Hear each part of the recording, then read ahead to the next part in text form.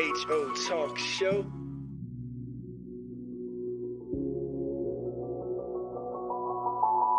Sir Charles, Miss Max Razor.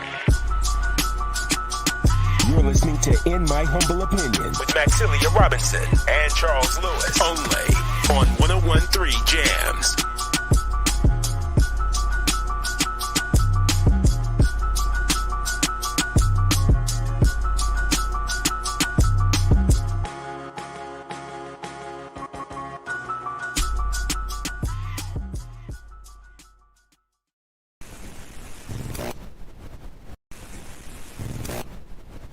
IMHO Talk Show.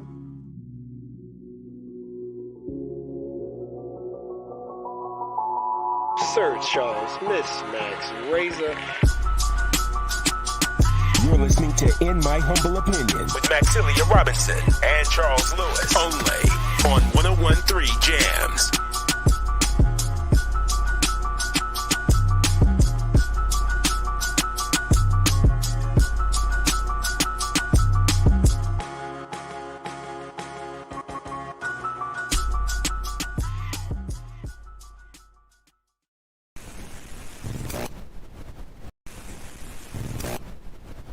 IMHO Talk Show.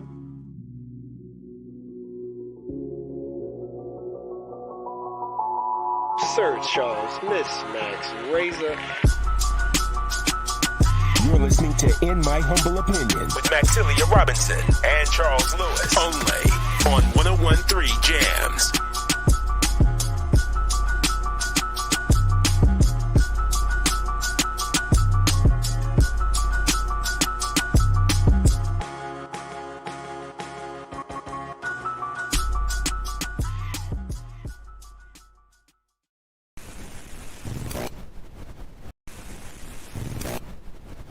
IMHO Talk Show.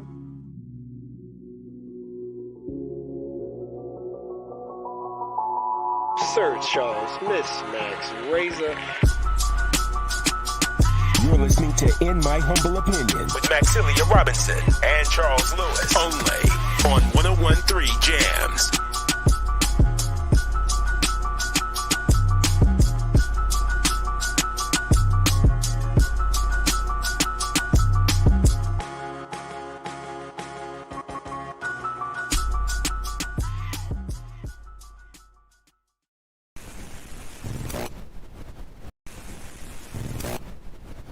IMHO Talk Show.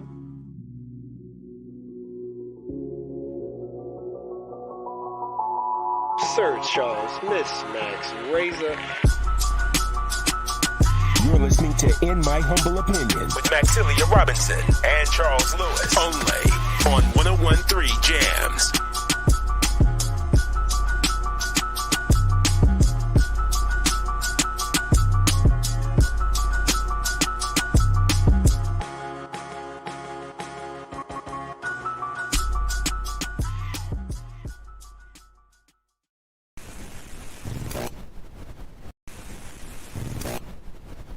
IMHO Talk Show.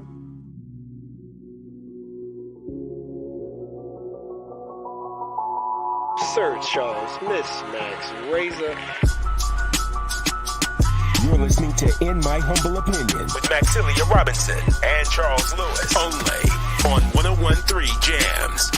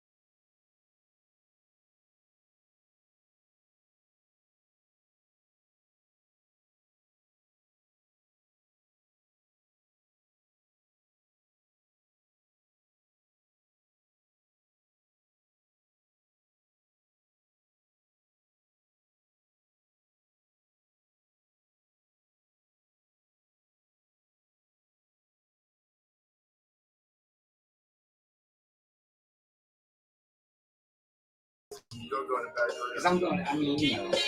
Don't talk. I mean, you can talk to someone saying they incriminate. Yeah. I'm trying to help out.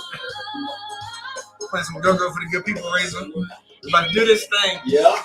What's this? This our last Sunday They on watching. of National Women's History Month. All kinds of good stuff. The March babies. Yeah.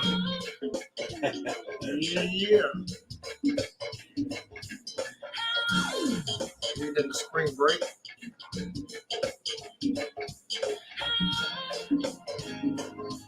Yeah.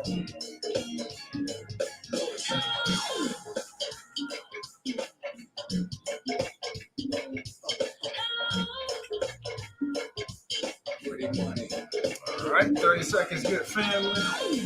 Thank y'all for joining us. IMHO, we about to do this thing. Tell a friend, IMHO Talk Show online, worldwide, local listening area, 101.3 FM.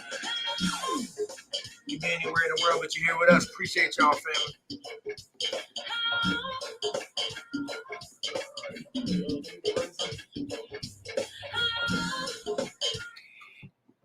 Yes. IMHO Talk Show.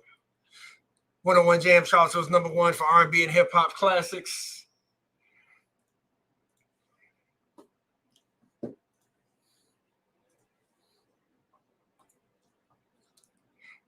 Now, Razor. Yes. What better way to do it than to kick this show off with some good old Washington, D.C. go-go? Nah, it's Washington. What did I say? Yeah. Oh, Washington. Yeah, My bad. it's Washington. Some Chocolate City go-go with our brother from another mother. It ain't so chocolate, but Giles Morris is in the house, and he is Washington, D.C. White chocolate, baby. That's right. They may call it Dark City, but we got white chocolate in the building. We got white chocolate. That's right. Got him in here, Mo.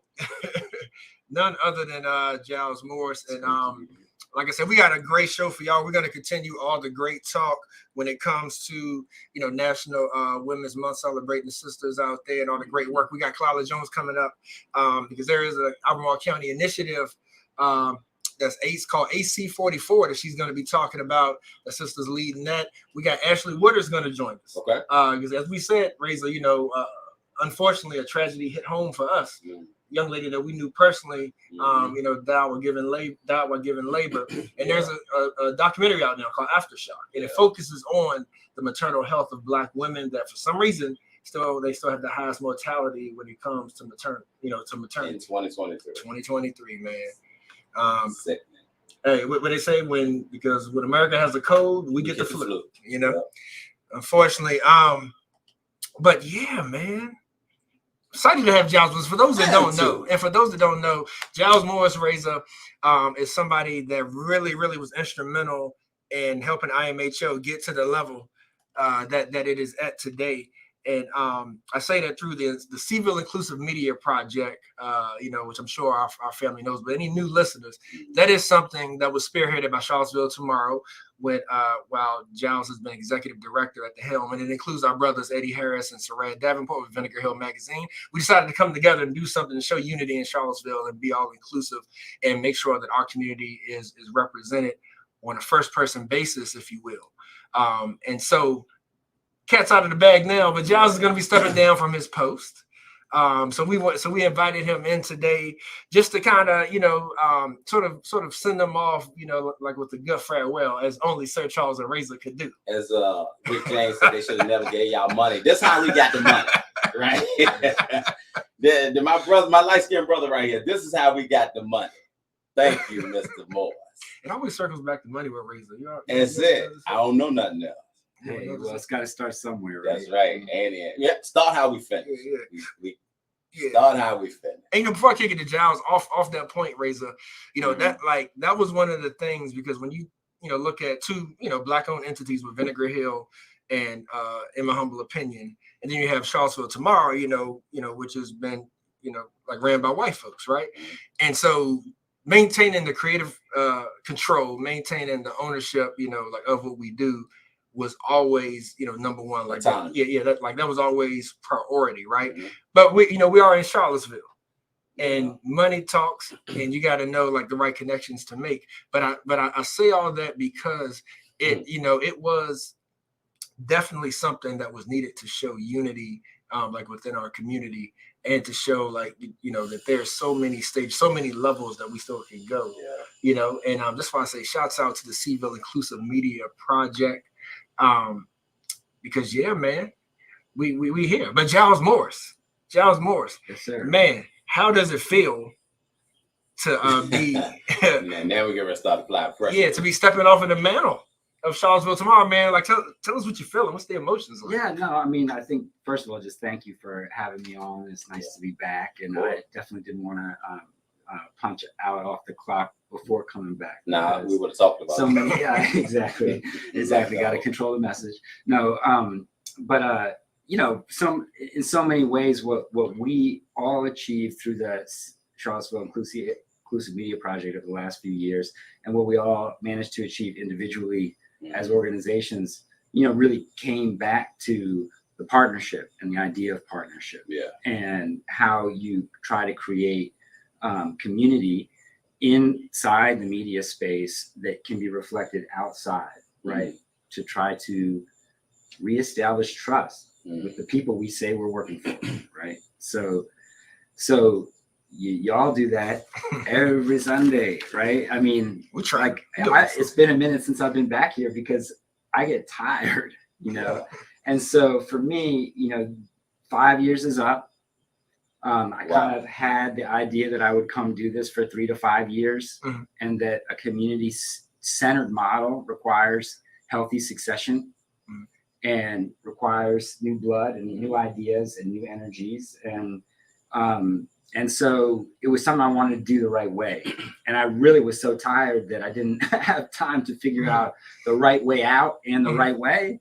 So then I just committed to, I'm going to do this the right way, and I'm going to take a deep breath, focus on me and mine, and just recharge, right? But for me, I just look at the two of y'all and Miss Max, wherever you are out there, Sarad, Eddie, you know, the whole group, with awe at the just consistency and presence and humility that you all bring week in and week out to a community conversation that does not, frankly, get any easier.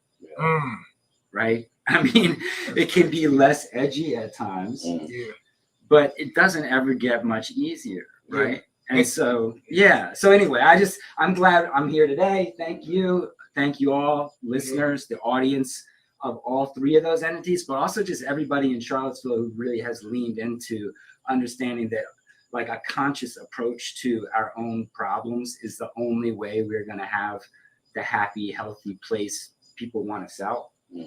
Right.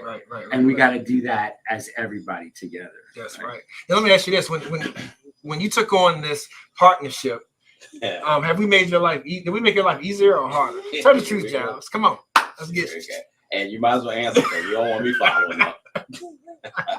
And you know the reason I asked that, Giles, is because you probably remember, but like I think all of us at one point have said to you, "You sure you gonna go with us down this road?" Because we're not gonna hold back. And in all honesty and all sincerity, like I know how internally, even if you didn't show it externally all the time, which you did. Like sometimes I saw you take a deep breath. I saw those shoulders raise up because honestly, man, because you have a business to run. And when you have people that are as passionate as we are about our community, and to say that, yes, I will partner with you and you can still be your authentic self, you know what I mean? Like y'all just do your thing, do what you do. Like how hard did that make it for you? Because, you know, you can talk about it now. You only got a week left. Well, look, I mean, I think I always approach these things, first of all, from the personal level, which is like, you asked me that question, like, do we make your life harder or easier? Well, you know, whatever, the 2 years prior to our partnership, my mom was dying of leukemia. I was driving back and forth from Washington, D.C., helping take care of my mom in her last years, right? All while trying to turn around a business and a business model at Charlottesville Tomorrow, all in the wake of, you know, Charlottesville's reckoning with race and the focus that there was on media and its role. And so man, those were hard times, right? Those were all action times. And then COVID hit us. Yeah. And y'all were in the same boat, right? When we joined up, I mean, it was choppy waters for everyone, right? There was nothing easy about anything. And so y'all made my life better immediately. You know, there were some moments along the way, obviously, where there's forks in the road where there is no good way to please everybody, right? And Absolutely. that's why partnership, I think, is so important in community and in organizations, because you have commitments, right? You make commitments, you stick to them. That helps you with those forks in the road. Yeah. My turn. Look, Charles, I remember, you know, we were bringing Giles up. Matter of fact, this is the first time I've never seen Giles wear black. Hey, I'm wearing the merch. This is the first time. In 3 years, I've never seen him wear anything with black. But it was a very trying time because we were trying to establish ourselves, you know, as a black entity. And you seem to me, and I told you this in so many words, you were a gatekeeper to where I wanted to go, right? And for two Black organizations, Vinegar Hill, in my humble opinion, to look at Charlottesville Tomorrow and say, okay, Giles says that this is where he wants us to go.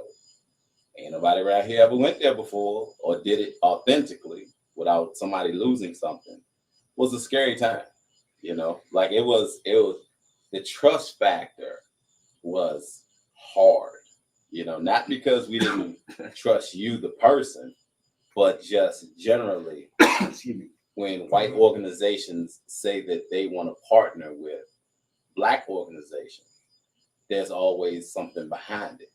And you were asking the only two media outlets that were Black owned to have faith, right? So the times that we spent walking on the downtown mall and chopping it up and lunch and everything, man, I had nothing but trust for you. You know what I'm saying? And the rooms that I have ascended to is only because of you, you know? There's been other people marching up and down the downtown mall because of me in my past too. Yeah. So, you know, that cuts both ways. Yeah, or in spite of you. Yeah, or in spite. But I will say, look, I mean, like, well, you know, you guys know that story, right? And Sarad likes to tell it. You know, I was sweating Sarad and Eddie for a long time because I saw, you know, in their digital forward model, something that was super in the same space, right? Yeah. And I knew Charles, I knew the show, right? But I hadn't connected radio with what we do in that way. And I think that's where the pandemic really was the necessity that created the innovation, right? Absolutely. It was a necessary evil. Because we knew we had to get information and ideas and mediate potential conflicts and conversations that were going to arise as a public health emergency. Yes. And, you know, Sarad had the idea of conceptualizing the Determined series to look at a crisis from the front as at its long-term public health consequences, right? So that requires the infrastructure to track that conversation. And you all were playing the role of town crier, getting critical hourly information to the public, as it's in many audiences only trusted voice around what that disease was going to do. So then that was tough. We were trying to figure out how to get as much information from the state level to the city level, you know, in the old school journalistic sense. And we had to come together to try to make one, you know, product in a way that could build trust so that people could live their lives, right? You know, and so I think to me that's like the big lesson learned is that once we felt that and figured that out and everybody found their own lanes, it was easy. Right. But a lot of people never get to that place with each other because there's not the necessity, you know, or because they're serving other masters or because they always are going to stay close to where they've been, where their bread is buttered. And they don't want to take that risk of trusting somebody they don't know that well, frankly, right? You know what I'm saying? Like we were cool and we had real conversations, but you know, I did know Charles, You know, everybody knows Charles. Yeah, everybody. For better, for worse. Charles is the hub. Yep. Yeah, man. But you know, one of the things that I'm so proud of, you know, from us all working together, is when I hear, you know, Black folk, you know, like wanting to like invest and communicate with the entities such as Charlottesville Tomorrow, off of the strength of a Vinegar Hill, in my humble opinion. But then on the flip side, I've had white people come to me directly who've been Charlottesville Tomorrow readers and say, wow, like, thank you all for what you do. Yeah.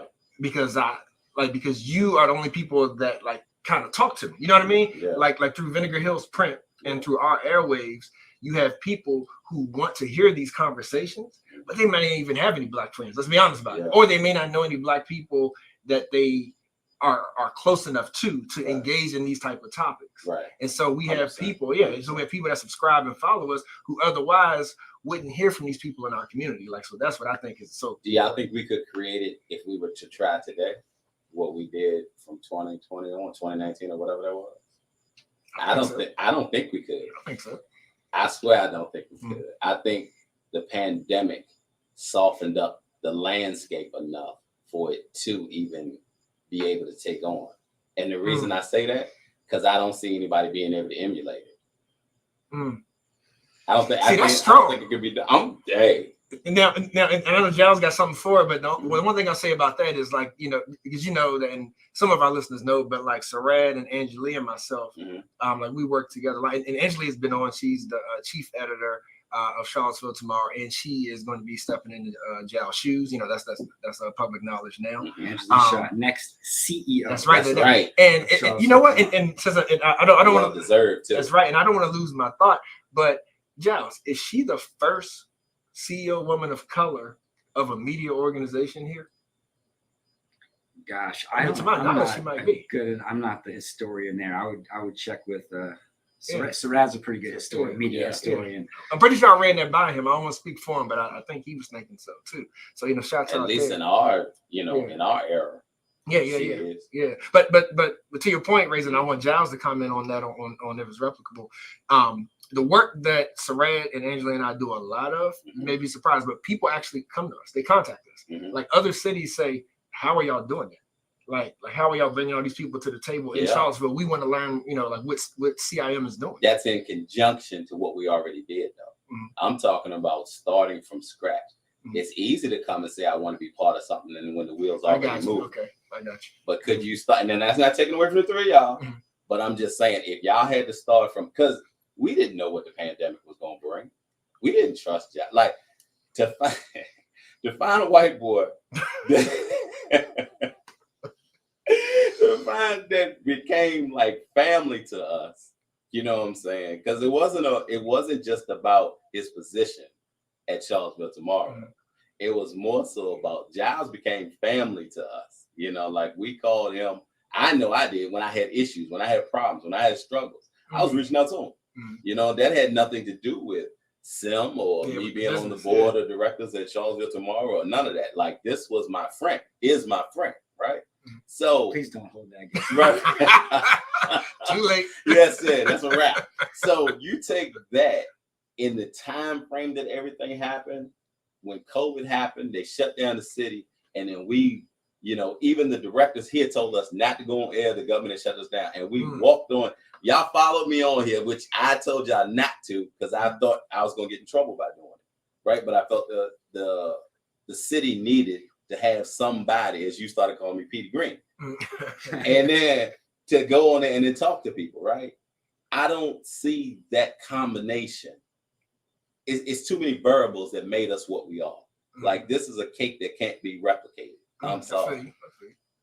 I mean, for me, I think what I hope is that there's just this thing we found it as a project, right? Thinking that it was going to be beyond people, beyond the individuals, right? Like it was going to create a culture that rewarded this type of connectivity, and that would grow, and that people would then gain advantage from it. It's just too long, people asking people to do the right things without showing them that there's any self-interest in that. You know, like what's the point, right? And I think, especially in the nonprofit world, right, in the big nonprofit world, there's this idea that it's like, you know, sort of this like unsaid, unspoken thing that you're doing God's work, right? But then not a business side acknowledgement of like, well, how's that going to go? You know? Right. So for me, like what we're trying to do is take this group of people, all who had a lot of experience, a lot of relationships, a lot of skills, a lot of expertise, into one collective at a critical moment to do something really hard. But then now I think we create the space where other people who are good at doing that kind of stuff see it as an opportunity to come do it. Right. And that for me is like, hopefully it's beyond replicable. It just, I look back in 5, 10, 15 years and I'm like, wow, that happened. Yeah. And people give me credit. Hell no. Yeah. You know what I mean? Because, you know, they just really, the Chinese version of it. No, but I'm saying like for me, it's just the magic of it is that we do feel that success, right? And then like righteousness is its own reward. You know, you're not getting paid for that. Yeah. So, you know, I think for us, I just feel really happy at this mode 5 years in that we have something. And frankly, it's down to you guys and Angeli and all the different people who've leaned in since in many ways, you know. And I mean, call out Miss Max again. I mean, but Sharika, I mean, so many people behind the scenes in the family, pulling strings, trusting other people without knowing them well, committing to just believing that could exist here and should exist here, and that if people aren't going to play that way, then they should stop faking it. Look, we never talked about this. How do each one of us feel when we won the Google grant? How each one of us feel? Yeah, how did you feel when we won the first? Like we came together and we went for a grant. We had to sit there in front of all them people and talk and got questioned. Were we a token? You know, like how did we feel when we won? When we actually won? Yeah. I think by that time I was kind of deeper into that nonprofit news business complex, and I understand the role that grant was playing. I was less impressed, so for me about the imprimatur or the amount or the you know, competitiveness or the winning. No, it was, for me, it was about just the excitement of getting on time the seed money to actually kickstart the thing, right? Because what if we hadn't gotten a grant of that scale that quick, and we were still trying to cut up 20 grand every 6 months to do? I mean, then you don't have enough to make something really happen, you know. And so, I mean, with me, the first word that comes to mind sort of would be rewarded, right? Rewarded. And like you can encapsulate that like in many different ways, but just the fact that, and this is not to in any way diminish like the Charlottesville Area Community Foundation, you know, because we received something smaller from them before, right? And so like that, and that's a continual community partner.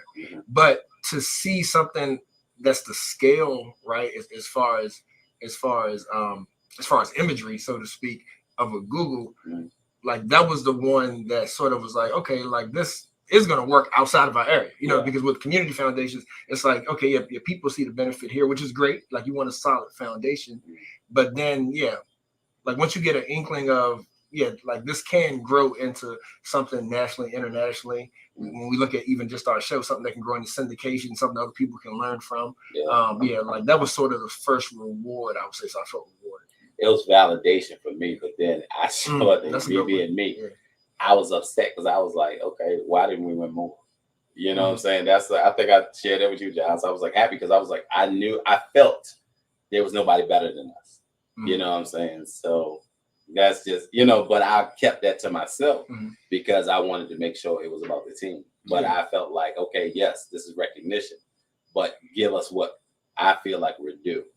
you know, so to speak. Yeah. Well, you know, at the time, Angeli was a board member of Charlottesville. Yes. So, you know, so she had been as a national coach and kind of news equity trainer, as well as an independent journalist. She had kind of been judging some of these competitions and grant rounds at different organizations because she was part of that pool of people who got pulled in to say who's doing what. Okay. And so I think, you know, the thing that excited her the most from the jump was the Charlottesville Inclusive Media Project. Yeah, it was. But then at the same time, you know, now with her stepping in as CEO, she brings that connectivity and connection to the program officers at all those national organizations, to peer organizations that are doing cutting edge models in different part of the country, to, you know, the, POC journalists network at large internationally, which is also a powerful and massive thing to be hooked into. But she comes with a real appreciation and awe for what you guys did, you know? Yeah. And so, you know, to connect those kind of conversations, because she knows that in so many other places where people are pitching this stuff, right? Every city that's got problems is trying to have a black-white conversation that helps. Yeah. Speaking of which, Good point. what's been your highlight, as you would say, of your tenure? Because to that point, is this going to give you more time to do Black Truths, White Truths? Hell no. Hey, look, we ain't opening that box back up. It was fun last. Talk to me, fellas. All right, let's talk about that. What was the premise by how we started as to what it turned into? What was that for you? Razor. Now, I mean, you would love to jump in, you know, to the most combative space. Yeah, I'm comfortable in chaos. And, you know, that's neither my like personal inclination, right? Like, I'm not like, you know, I like to be close, you know, but and then at the same time, I think I had, like Charles said, I have organization to represent. Like, my voice cannot be personal. So why would you get on the air with me? It can't be just personal. But that's the contrast, though, right? It can't be isn't that just the contrast? personal. Yeah, and then but he trusted me. You know what I'm saying? So he was in a so to speak, or he was there to check you. Well, you know that gets started. For sure, fact check. Listen, if he was going to go out there and do this, someone had to go there and at least have like Wikipedia open. Yeah, absolutely. Things were going to get crazy. Yeah, I don't care nothing about the facts. You know what? Shout out to Marshall. Shout out to Marshall who worked so hard on that, and to Adrian. Loyal. And you know, really for me with Razor, also he again. You know, this is something Angeli will not let any of us do. No, I wouldn't even ask them. Because don't play in a game that requires more money with less money than it costs to play the game. Yeah. I like that. But sometimes Razor's like, hey, the game is happening. Yes, you know, and here we are. So let me step on that. So I think for me, part of it was just like, you know, this is going to be high risk, high emotions, high emotional requirement, preparation, understanding, and it's going to have low capacity, you know, low planning, covalent, you know, low, all those things, and we don't know how it's going to get distributed. So we're going to do this all hard stuff, and man, no one's going to listen to it, right? And like. So that was part of it. Shout out to Patty too, because Patty was there with us. Yeah. Can't forget about Patty. Yes, indeed. Yeah. But Patty was going to be the capacity to make that thing work, right? And that's where Razor always cuts both ways. But I'll share it with y'all. So y'all had one episode. Oh, for those of y'all don't know, we're talking. Charles brought up Black Truths, White Truths. You can check on YouTube. It was a show that Giles and I did about Black Truths and White Truths. All right, my bad, Charles. Go ahead. No, so I forget exactly which episode it was. Y'all forgive me if it pops in my mind. I'll mention it. But I actually called Giles after and was like, and had to thank him for his comment because it took a lot of gonads as a white male to make that comment. And I'm not gonna quote the whole thing verbatim, like, but Please run that back. Yeah, because he probably tried to bury that one. He probably tried to delete that from cyberspace. But no, like, but just to sum it up, like he just spoke as a white male who spoke about the like the difference between our cultures, right? Of like the inherentness of being white and privileged. Yeah, right. In the face of the Black plight and Black adversity. And I never heard a white person like really admit to it like that and say like I see it in all these people around me. Yeah. You know what I mean? But like that's so refreshing to hear, because we know the root of solving our problems is to acknowledgement. Like is to be honest, because if we don't be honest about the root of an issue, then we're just medicating. You know what I mean? Like we're not curing anything. But that being said, we have a special guest on the line for Giles right now, none other than the new executive director of Charlottesville Tomorrow, Angelique Shaw. Angelique, can you hear us? How you feeling? Hello. I'm so excited for you all and Giles for your next chapter, but also just grateful, because I think you're right. Like gonads is the right word. And there's so much courage, and I've learned so much from that courage. Because it's risky. It's risky to be courageous, but we have to take risks, don't we? We have to, if we want to change things. That's right. So, Giles, so now that we have Angelique on, let me ask you this. So, like, sort of, quickly, like, give us that 30,000-foot overview of, so you step in for Brian Wheeler, and Charlottesville Tomorrow is what it is. Like, what was your vision on, like, your sort of goals, and did you reach those goals? And now when you transition into Angelique, what's your hopes for it? Great question. Wow, it's a big one. That's like the 3-layer cake. So, I don't want to go through the whole blow by blow of the history exactly, right? Because, I think things don't even, it's just never that clear, right? But I will say, when I came in, what I knew the opportunity was that you had this organization that was built as a community-focused 501c3 committed to journalism and information. And its past was all about really following the blow-by-blow of local government. And easements. And what happens is that audience that builds around something like that in many places is just like, it becomes, in a way, even though the best intention is there to be just the facts on the public record for everyone, it kind of tends to become a privileged information source for the privileged information economy. And so the people who gather around that feed are doing it because they can act on the information to benefit themselves, right?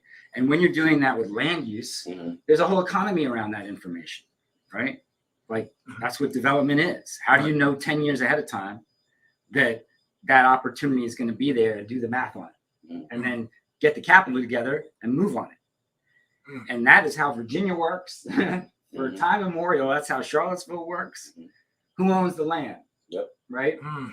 And so I was coming in 2018 with the city's heart ripped open, laid bare for the whole world to see. Yeah. So the opportunity was to take the organization at its own word, but not to stop at the cultural, social, historical barriers that tended to separate white mission-driven organizations from non-white mission-driven organizations, right? They tended to always stay white somehow. But the city's government, even at that world, okay, how does the Board of Architectural Review make its decision? It wasn't 9 meetings in a row that you could read the ticker tape and know what was going to happen next. Why? Because city council was in civil war on the dais every single Monday night, right? Like bringing Race in America live to you today. Question everything in the budget, question every staff, question every assumption about your own community. So if we're going to go there, then the newspaper have to go there. Newspaper needs to go. Yeah. right? Because you can't just call the tennis match of meetings when a whole community is rethinking itself. But so that's where I have to give my shout outs to Elliot Robinson, now holding it down in the RVA, working with public media, VPM, and, such a committed and brave, journalist and copy editor and friend to newsrooms and news people everywhere, and Virginian, gentleman of his own standing. And then to Angela, who's just a generational talent. We're lucky to have her. Mix, and so to attract those type of people who can translate these ideas and these intentions into day-to-day, week-to-week news practices. I mean, that's something I couldn't do. So I had been there, so I knew what it took. I knew what type of people it took, and I knew it's important. But I couldn't do it, So you gotta surround yourself. So to me, that's the happy place for me 5 years in, is that when I look not just at the whole accomplishment, but even just at the CT product these days, the journey that product has been on, and the skill and excellence of all the reporters, shout out to Jesse and Aaron, Tamika and Eileen, and all the past folks who are doing this work day in and out in the community. It's hard work, and it's not easy. The truth is not one thing, and everyone knows that now. Yeah. I thought when we got going, Charles, somebody was going to take us out like Freedom Riders. I remember. We came close. I'm dead serious. I remember me and Giles being out one day talking, and he was catching flack because one side thought he was too much support of Mayor Walker, and the other side felt that he was, not bringing up Black issues. So he was catching it from both sides. And I was watching him walk down the street, 10 toes down, chest up, chin out, and suffering inside. You know what I'm saying? Like, I knew he was suffering, but the way that he approached everything, it was the same zeal that he had when he would come on here with us, saying, look, this is what we need to do. Whereas he was advocating for us, which is different than representation. He wasn't just standing beside us, being our representative. Giles was advocating for us to grow with the SIM project. Two totally different things, right? But this is that thing that Charles is, but Black people have to do that every day. Yeah. Yeah. We know that. Jesse, women journalists have to do that every day. You have to have that 10 toes chest out every day just to do your thing. Yeah, but you still stood beside us though. That's the difference. I know you don't like your flowers. I know you're humble. You've been that way ever since I ever met you, right? But the fact of the matter is, I remember when Max specifically asked you, what are you gonna do when things get ugly? When they come for you, because you guys have that deep, real orientation to what that looks like, and I think I'm still we can make all we want of my DC background, but I'm from Northwest DC, I went to St. Albans School for Boys. It's a different orientation towards race in America than most people grow up with, but it's a privileged background that you grow up in, right? So my maybe dumb confidence in certain situations, but also frankly, this is my first rodeo. I was teaching high school on an Indian reservation in South Dakota in my early 20s, dealing with 18, 19-year-old kids who were just a little bit behind me, questioning everything. You think they cared about their white boy teacher? So hit you with this tomahawk. So the "why are you here" white boy question had come up and around and over many times. We had that for you. And you had it for me again, because that's the table stakes, man. If you want to be in the game, you have to answer the question. Yeah. And why do you want to be in the game? Yeah. Speaking of why you want to be in the game, Miss Angela, like, what is that? Like, what is the hope, for you two? I'll let you two chime in as far as like what's been built with Seville Tomorrow, and the Seville Inclusive Media, like sort of the priorities, when you think about this transition, and it being solidified and it being, done on like solid ground. Like what's the priority for Seville Tomorrow going into the future with new leadership? Yeah, I mean, we know that most often what community members want from us is more coverage of more subjects. So of course, as leading an organization, I want to grow it to be of service to community members who don't see themselves in the news media very often. I want to grow it to be more inclusive of community members who haven't necessarily had opportunities to make that media. But like I tell you, Charles, Charlottesville Tomorrow's existence, and this is the beautiful thing that Giles put bones in for, that I'm so excited about. Our existence is not to grow Charlottesville Tomorrow. It is to grow service. It is to grow power and information to more parts of our communities. And so it's about growing the ecosystem, which is what in Charlottesville inclusive media is about. So it's just so core to what we do. And I'm so excited, Charles, for us and Sarad, I love our meetings. It's like the highlight of every my week. Charles and Sarad love your meetings. Yeah, we do. We don't try to put us on the spot like that, yeah. Hey, but the one thing that I will say, because I hear folks here, I know folks here is talking about grants and all that kind of thing. But one thing that I have to credit Sarad for making sure that was written into the way that we operate, and thank Angelie for making sure that budgetarily is set up this way, is that we try to share what wealth, so to speak, quote unquote, that we have, meaning that if somebody comes to us with a story or with whatever they're trying to participate in, there's some sort of stipend, right? Because if there's money being generated, the one thing that people wants to know is that you put your money where your mouth is. That's right. You know what I mean? And one thing that I wholeheartedly believe is it doesn't matter how small, you know what I mean? If people show that, hey, I care enough about you and your time and your value, to also monetize that as little as that may be, this is what I have, to contribute. So I think that's something key that I appreciate with what we do.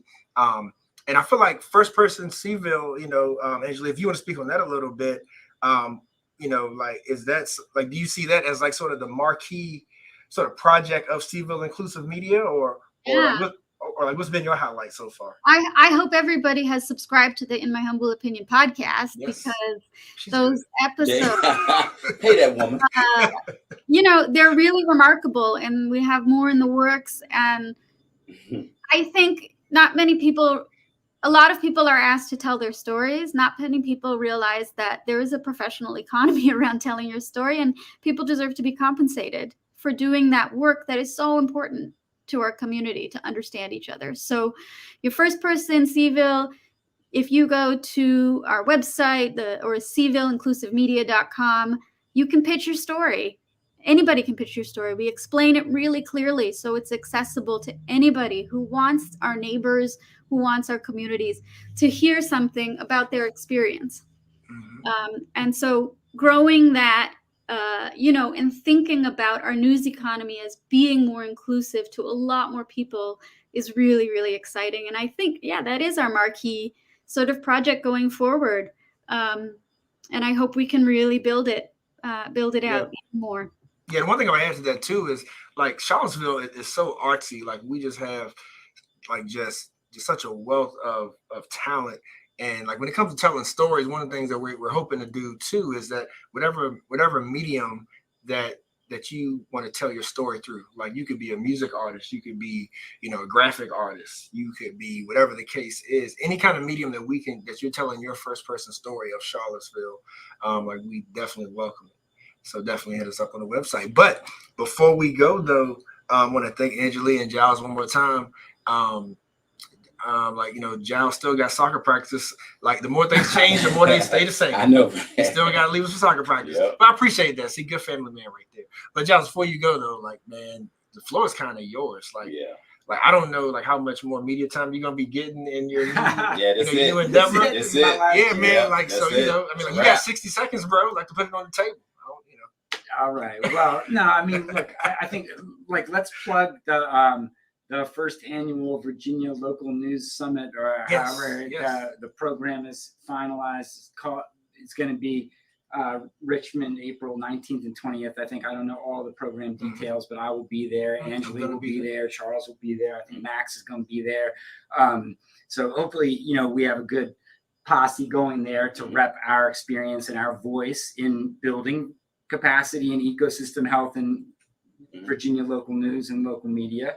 And hopefully that conversation is as public as it needs to be. Yes. For, Virginia to start really rethinking the health of its local news ecosystems and the role of race and racial equity in those news ecosystems, right? So I think there's always more work, and I'm stepping out of this job and passing the torch to Angeli, and that's exciting for me. And but I don't stop caring about what's happening, and want to still be a voice in the conversation in whatever way I can be. You can say what you want, Dan. If that's as a fan, I think I can say a little bit more than I've been able to say as the leader of an organization. So I look forward to that.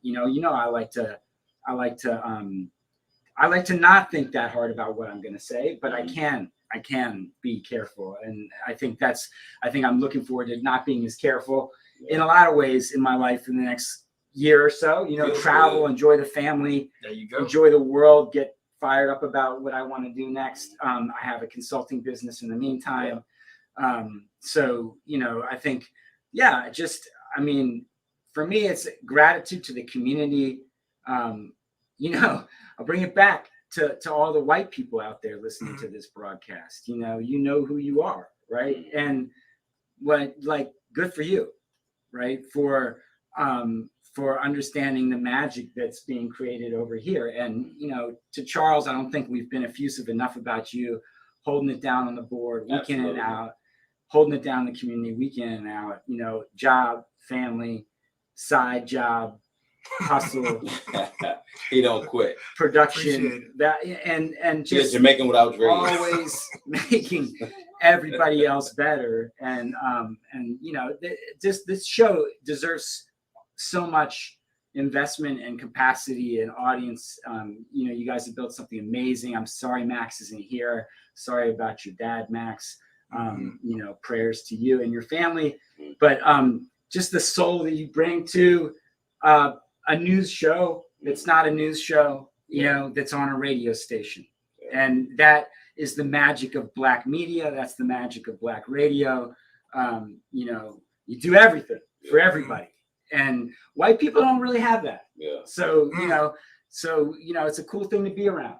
So I appreciate y'all letting me hang around, and I hope to be back one day with some other. We'll think about for my soccer exploits. Nah, this it. This a wrap. Yeah. Well, it's been good, guys. It's been good. Appreciate you, my man. Yeah. Angeli, any last words? Appreciate you joining us as well. I can't take away from Giles. I'm so proud that we are friends and colleagues, and so appreciative of all the heart and soul you've given to this community. Charles, you notice how Angeli laugh without making noise? Like when you make her laugh. I don't know how she do that. Her shoulders bop up and down, but you don't hear no noise. You know what I'm saying? You see that big smile. That's a talent. That's right. Yeah. But thank y'all, man. Radio for a minute, so I learned. Yeah, but thank you, Giles. We're here for you. On your continued journey, man. Let's definitely not stop here. And you got us for life, man. Yeah, Razor, and Razor, you're my, you are my brother from another mother. So and people don't let people sell you short on your Charlottesville Tomorrow board service, man. Man, I am glad. All right, this is the. He doesn't want people to know, check the tax records. The dude is an animal. This is the thing about when it comes to, you taught me this, and then Charles, I know we gotta get ready to go.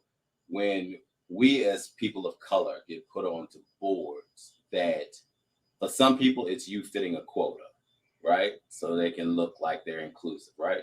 But when it came to Charlottesville Tomorrow, when Giles brought me on there, yes, I don't sincerely believe it was 100% popular for you to bring me on there. So I had to show my work. Once I got in there, just because I had opinions on everything, I understood where it can derail the mission too. Too often people get in and want to show how smart you are in the room. Like, let everybody do their thing, or then some people just speak right off the bat. So you helped me cultivate and find out where my voice was most effective. And that's, that's why I don't say it a lot, because I never wanted to be about me and more about the work that's being done behind the scenes. Let somebody else come along and get the accolades. I didn't care anything about that. I wanted to be, from, in my humble opinion, to in the board, to in the community. You know what I'm saying? I was comfortable at being number 2 everywhere I was going. Yeah. Thank you for that. Yeah. Thank you for that. Angelique, Giles, you know where to reach us. Family, you know where to reach us. IMHO Talk Show, y'all. Sir Charles Razor, stay tuned. Still got none other than Miss Khalilah Jones, none other than Ashley Woodard. I want to welcome her to the program for the first time at the bottom of the show. Hey, tell a friend, IMHO Talk Show.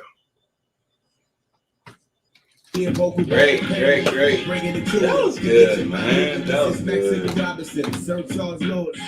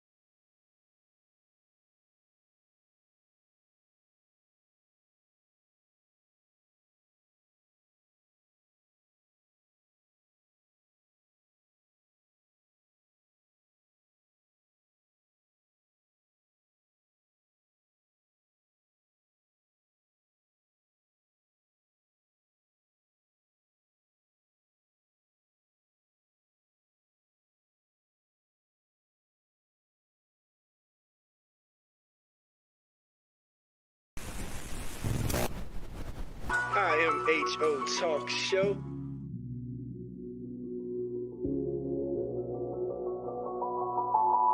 Sir Charles, Miss Max Razor. You're listening to In My Humble Opinion with Maxilia Robinson and Charles Lewis, only on 101.3 Jams.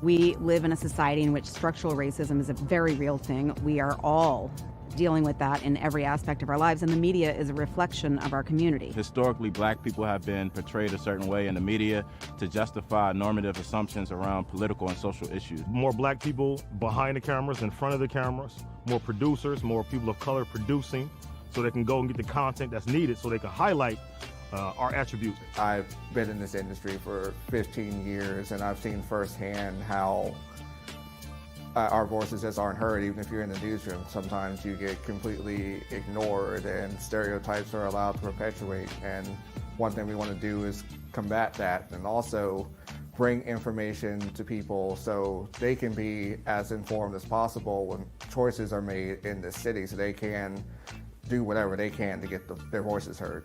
What I believe can be done about the situation is to have more people of color creating news stories, more people who have a interest in and a social consciousness that relates to the stories that they're telling. Charlottesville Tomorrow looks at these issues. We can present them on IMHO. Vinegar Hill Magazine can take that a step further, and just together we can just make this thing that can be an example of how we can change the media landscape, how we can be more inclusive to get these voices in, to get these people heard. That's just one thing that doesn't happen in so many places, and it's a shame. We think we live in a society that's very progressive, and we're talking about equity and diversity and inclusion and all of these things. Still, the way that black people, and I would say, and I would argue especially black men, are portrayed by the media is incredibly dangerous, and you've seen the sort of tangible violence that it's led to over the past year. The community can support the SIM project by first and foremost giving us an opportunity. We understand that it can be difficult to give trust right now, especially considering the current social and political environment. But this project will only be as successful as the community allows it to be. And so we ask you to give us the opportunity to do the work, critique the work, and make sure that we stay in line with the vision. Another way that the community can get behind the SIM project is through engagement. We want to hear from you. We want to know what you're talking about. We want to put your stories out there.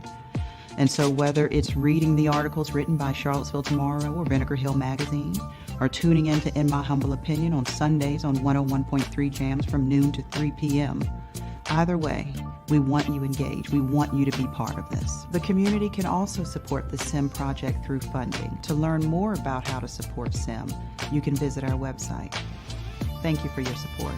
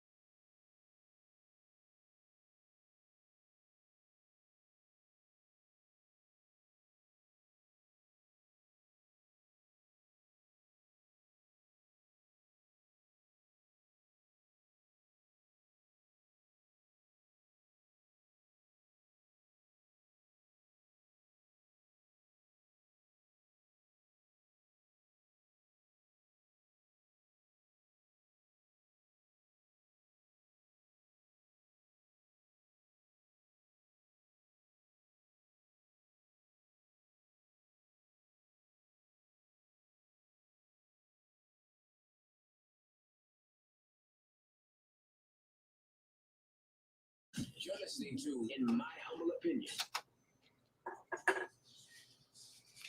Yeah. Back like we never left, Razor. Yes, sir. How you gonna ask me a question when you know I'm drinking something? I caught you mid swallow. Yeah, So they say. IMHO Talk Show. Now, I know we always say tell a friend, make sure you share, listen locally, worldwide, all that good stuff. But we definitely mean so right about now, more than ever, because we are joined by none other than the illustrious Khalilah Jones. Illustrious. Yeah. You know, Oh, his vocabulary is outstanding. Yes, a $2 Cadillac. You know, and I saw her post on social media earlier today, so you better get her name right as well. I love it. But today Khalilah is here with us, you know, to talk about the work that she's doing with Albemarle County. And it's so important. It's not just for Albemarle County in the sense of this is something that is so crucial that I hope that it gets picked up in other jurisdictions as well, that a lot of others can learn from this. But she's going to be talking about the Albemarle County Comprehensive Plan, also known as AC44. Right. And actually, I'm going to kick it to Khalilah now to give the further overview. Okay. Well, thank you so much for having me. I appreciate y'all. I know we chatted a little bit before we went hot and talking about how I got my different hat on today, local government, Albemarle County local government. That's right. So I always appreciate, in my humble opinion, for having me on. So AC44, first of all, AC44, what does that mean? AC44 stands for Albemarle County Comprehensive Plan. And this plan is a plan that's going to be in place until 2044. So that's where the 44 piece comes from. Now, what we're doing now, the Albemarle County Comprehensive Plan is basically a roadmap to what we want the future to look like for the next 20 years. And so my role at Albemarle County local government is I'm a community connector. Now, I've literally been a community connector probably my entire adult life, whatever community I've been in. I try to do what I can to leave it a little better than what I found it, you know, as a military spouse. So with that being said, I want to reach people who are not normally considered in the decision-making process. I want to reach the people who are underrepresented, who are marginalized, the people who can't come to your meeting, you know, at 6 o'clock because they work 2 jobs. I want to meet the people where they're at. So what my personal goal has been in this is to reach out and go to the people and get a bug in their ear and let them know that their opinions are valued. Not only valued, it's imperative that we include these people in making these decisions. So what we're in phase 2 of the plan right now. In phase 1, we listen to the community to gain a framework for what the next step in this process is going to be. Phase 2 is going to be about a year long. So 2023, this is what we're doing, gathering information from the community. It's not performative. I don't do anything that's performative, right? The reason why I'm doing this is because we want to be a microphone, not the voice, right? So I want to hear the voice of the community and then share that back with the planners and the people who are making the decisions. Look at it, say, hey, this is what this faction of the community is saying.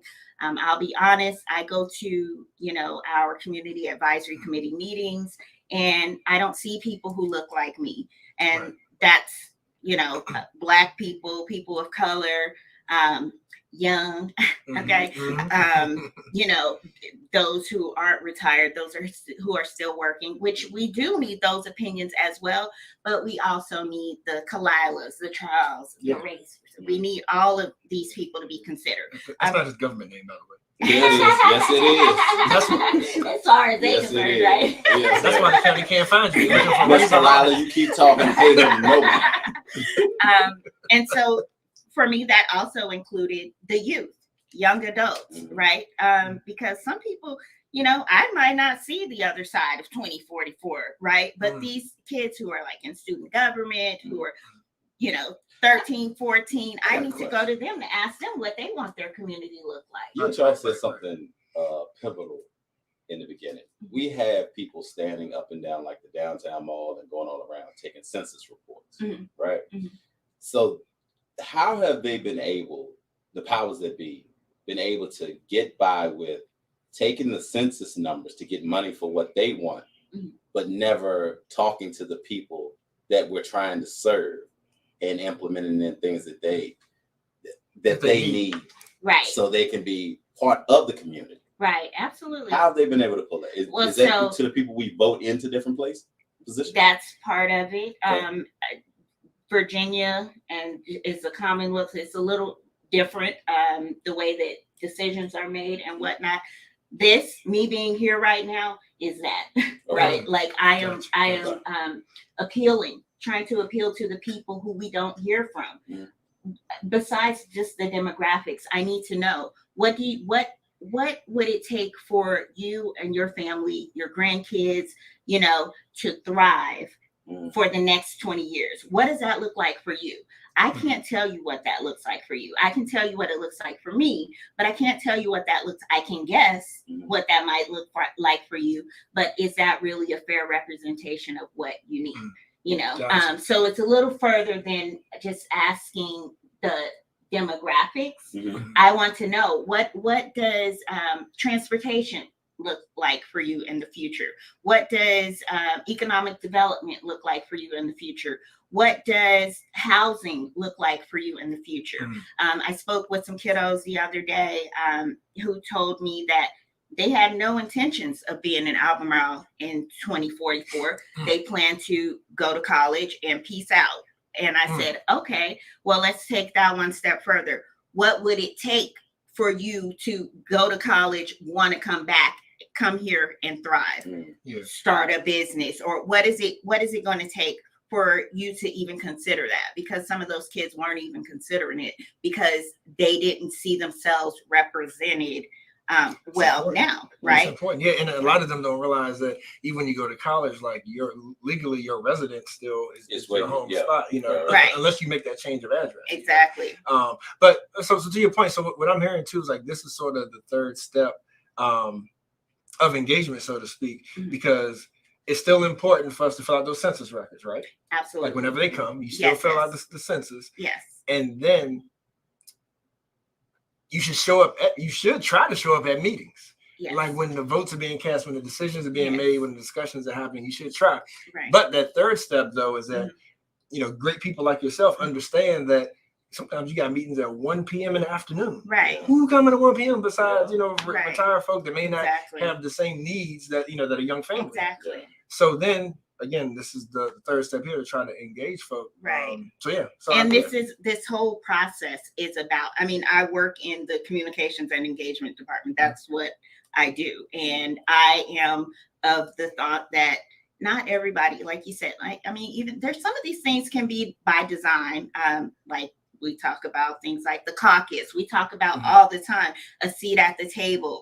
This is your opportunity, not only to have a seat at the table, but to have the table wherever you want it to be and to have whoever you want around that table to have these conversations. I don't want this. And I think that I can speak for the team when I say I don't want this to all be facilitated by the county of Albemarle, right? Because that's not always an environment that's going to be conducive to people speaking freely. So can I play devil's advocate for a second? Absolutely. We don't play with the devil though, okay?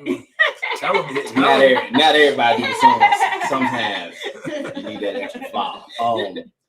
All jokes aside, do you want information from individuals that really don't plan on carrying out the plan? I do. Okay. Absolutely. All right. Because the reason I said devil's advocate is that if somebody says, okay, this is what we need and this would make it better for me and my family, right? Right. But they don't do the work to put themselves in place to benefit from that. Like we need more African American businesses, right? But they don't take and do any financial, people of color, let me say that. They don't take and do any financial literacy classes. They don't take and try to clean up their credit. So when you do establish the atmosphere for them to thrive in, they're not ready. So then the money that you've allocated and the time is falling on deaf ears. Right. And then other people have found out how to reinvest that money that's just sitting there. You know, that's my only fear. And I only understand that now is because I've been brought into different rooms that say, we've put this to the side for people to utilize. Right. But nobody comes and gets it Right. and receives it. And so I'm always a big advocate now of teaching people what they need before they need it. Yes. You know? Yes. So is there any part of your program that says that? Because like sometimes we need to just develop the business and then say, okay, we need 6 people. We're going to develop y'all for this type of business, and y'all are going to each have an equal share in this business. Right. Everybody that wants to start a small business isn't equipped to be in business. Right. You know. Yeah, I mean, or even just the literacy, not just business. Like if you let's just say, and I'm going to get to this a little bit, but like let's say that you are faced with the results, and this is tied into what he's saying. You feel like you get the results, or you get the survey of what people want, but then there may be the need for whether it's the financial literacy or like whether it's the social capital, whatever it may be. Say, okay, well, we could do this, but the bookkeeping. Yeah, but like, is the community prepared to handle what they're asking? Right. Well, and I'm going to say, because your wife actually, I was at the Black Women's Meetup the other day, and she said something that spoke to me, and it actually, I think it informs this point. She said that in the movie Field of Dreams that they said, if you build it, they will come. And she said, we know that's not true. She was specifically talking about the youth, though, but I think it's really, in general, that's not necessarily true. If you engage them, talk to them, find out what it is that they need, and involve them in the process, and then build it, they will come. I like that. Not only will they come, they will help you build it. They will help you build it together. You have to engage people in a way that makes them feel valued, because they are valued. Make them feel valued, and they will be engaged in the process.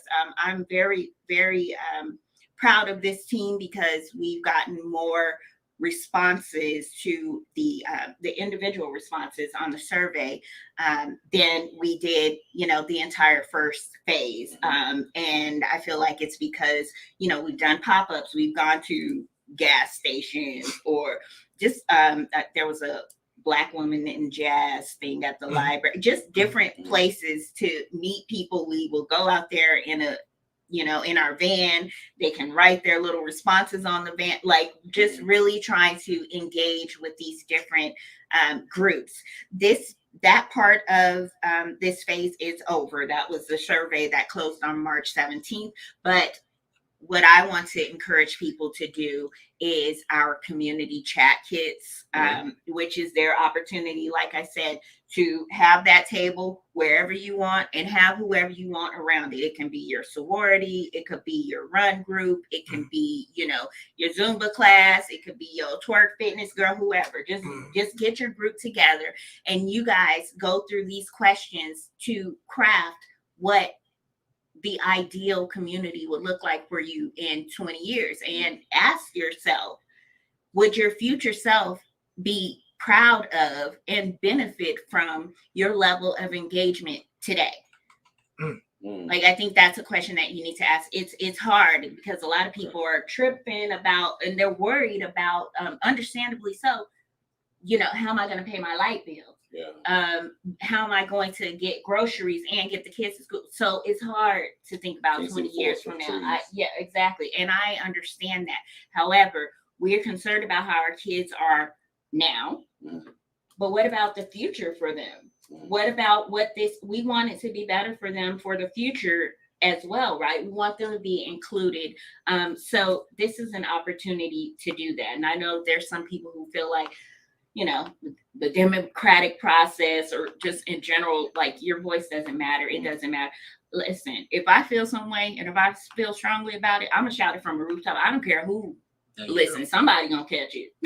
I believe in what y'all doing. I'm trying to ask questions that not all of them are my thoughts. Yeah. But just so that people have a better understanding. Right. Absolutely. Let me ask you this: is there any contingent plan that if everybody or the people show up and they give you a model and y'all orchestrate something and the powers that be, the money that controls things under shifts the paradigm, are people locked into what they may not be able to access for until 2024? I mean, until 2044?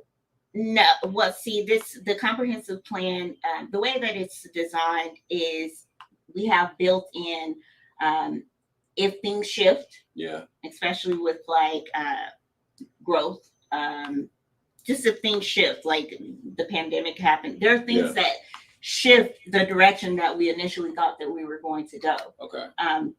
This gives us the opportunity to revisit and say, hey, things are going a little differently than we anticipated.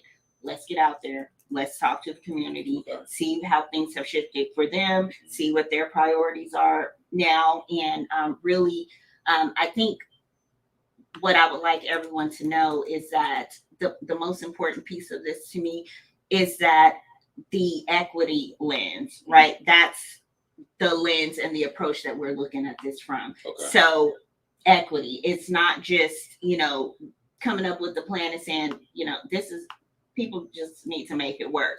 We're really trying to have people engage in the process to tell us what does making it work look like for them. So to your point of saying, what if you build it and they just don't engage?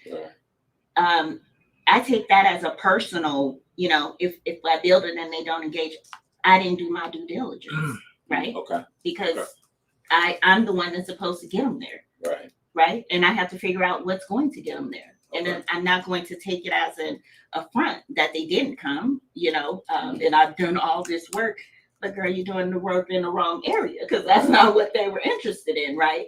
So that's what this is. I don't typically work on a Sunday. Right. But these are the people I want to talk to. And so this is where I'm at today. Utilize us, because I need everybody to understand that we didn't get here overnight. And when you see things that need to be changed, it's like turning around a cruise ship, and people don't like that process. So they feel like nothing's being done. So please utilize us when things come about that you feel like you can get ahead of the curve to let people know, look, this is not working. You need to do this. I need y'all to come back in. I need y'all to work with me. It's just, it didn't play out. Something happened, whatever it is. Right. And I think that will always allow people to give you the grace to make the change that you need. Right. Too often in our community, we're always told what's about to happen for our benefit, after the first initial, it's almost like politicians. They show up at the black churches wanting votes and then they don't see them no more again. Right. And our fear is sometimes that they grab ones that look like us, send them, as the figurehead, and we're supposed to go along with it because we got to trust them because they look like us. Right. Or you just eat whatever crumbs that it's like, well, and be sad. And we've had people come on here and say, hey, it's better than, I don't want to call them names out, but it was better than what we had before. And that it enraged me. That don't sit well with me. Yeah, that's like the axe telling the tree, I'm just like you. Yeah, no, absolutely. I can appreciate that because I agree wholeheartedly that that's why I said I'm not a person that's about anything that's performative. And if I know nothing else, in the few things that I've been a part of and involved in the community, not just with Albemarle County, but just in general, they show up. If you are truly, you have good intentions and are transparent, because I don't know everything, and I'm not even from here, right? So I can't tell people what they need or what they want or what's going to work for them. But I will tell you, if they tell me what they need and what's going to work for them, I will do my best and whatever's in my power to try to make it happen. Gotcha. Thank you for that. So, Ms. Khalilah, could you stick through a break with us real quick and we get back? Sure. Wrap up with you. Yeah. Because I want to make sure people understand the process. Yes. Because I don't think we really dived into that yet. As far as they're hearing it, they're loving it, but how do I actually talk to you? Okay. Right. All right. So, ladies and gentlemen, much more show left. Go ahead and tell a friend. It's good info, y'all. Good info. You getting all this game for free fitted. Yeah. All right. Free 99.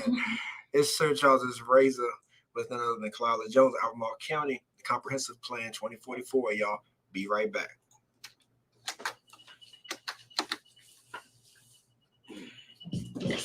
I have a hard time, like.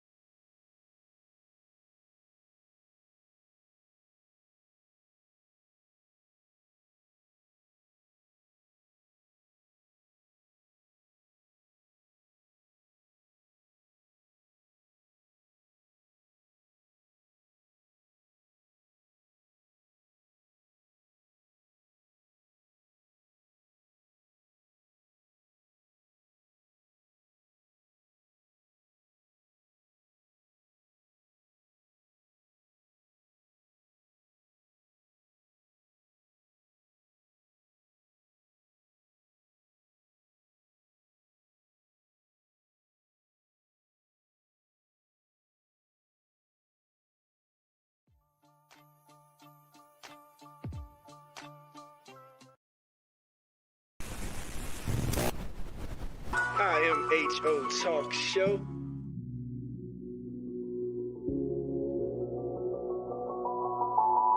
Sir Charles, Miss Max Razor. You're listening to In My Humble Opinion with Maxilia Robinson and Charles Lewis, only on 101.3 Jams.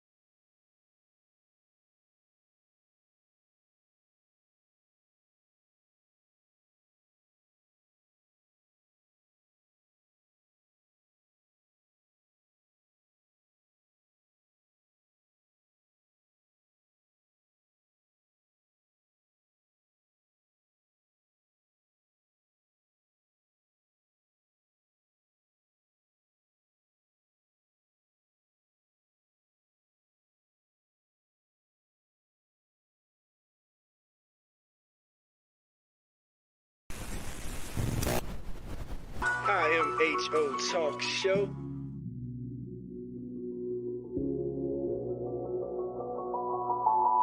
Sir Charles, Miss Max Razor. You're listening to In My Humble Opinion with Maxilia Robinson and Charles Lewis, only on 101.3 Jams.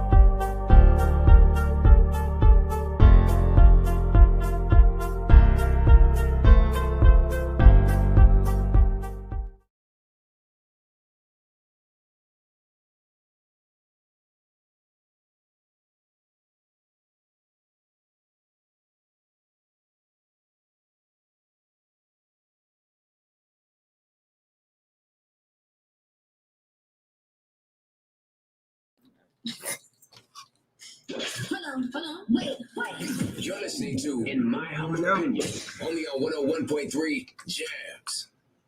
Yeah. Back like we never left. In the booth in the building with none other than Khalilah Jones. Get the name right. Yeah, she is talking about the Albemarle Comprehensive Plan, AC 44. So, Khalilah, let the folks know as far as how they actually get engaged. You're giving us a lot of good info and telling us about the importance. But take us through that process, of the folk sitting at home right now and they say, I got something to say. Yes. Let me get at you. I want to hear you. Okay, thank you for reining me in, Charles. So the community chat kit, basically that's, like I said, that's a tool for any community groups, and neighborhoods, associations, even friends, to get together and talk about the Albemarle County Comprehensive Plan and what the future looks like for them. So, as I mentioned, these conversations shouldn't be just facilitated by the county. I want you guys to facilitate those conversations, even do it with your young adults. And the way that you can do that is you can go to our website, engage.albemarle.org/AC44. And you can download a community chat kit. And what this does is it gives you the opportunity to facilitate those discussions, host your own meeting, and then you would submit your results of the discussion back to the county. That is a key piece of this, right? It's of course, it's very good and probably even cathartic to have these conversations with your friends and your community groups. But in order for us to be able to analyze and consider and even have, an idea of what you're looking for, we need to have those responses submitted back. So don't forget that piece. And this will give you the opportunity to have your say in shaping the future of Albemarle County.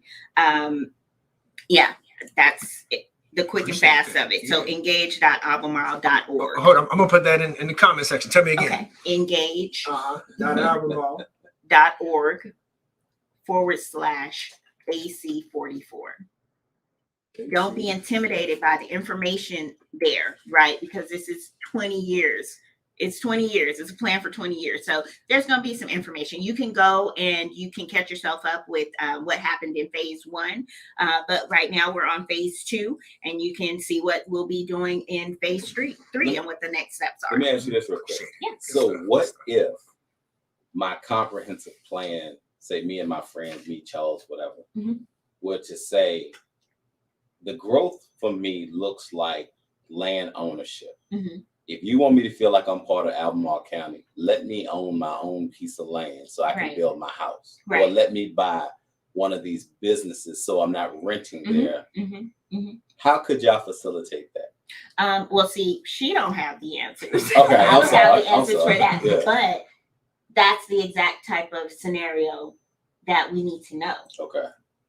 I mean, you would think that everybody wants to own land. Yeah. However, if there's a faction of the community that's we haven't heard from, you might say, okay, well, maybe they're happy with what they're And see, that's sad. situation is. Like you and I were talking about, our parents owned more land but had less voices. We have more voices, but we have less ownership. Right. Well, and we do have more voices, but we aren't amplifying them at the opportunities given all the time. Right. So then it's kind of a self-fulfilling prophecy, right? Like we can't know that you want land and figure out how to get you that land and what needs to be done if we don't know that that's what you need. I hope people look towards that, because anytime that I've seen people of color ask to be able to purchase land, it gets derailed into Charles, what's the word?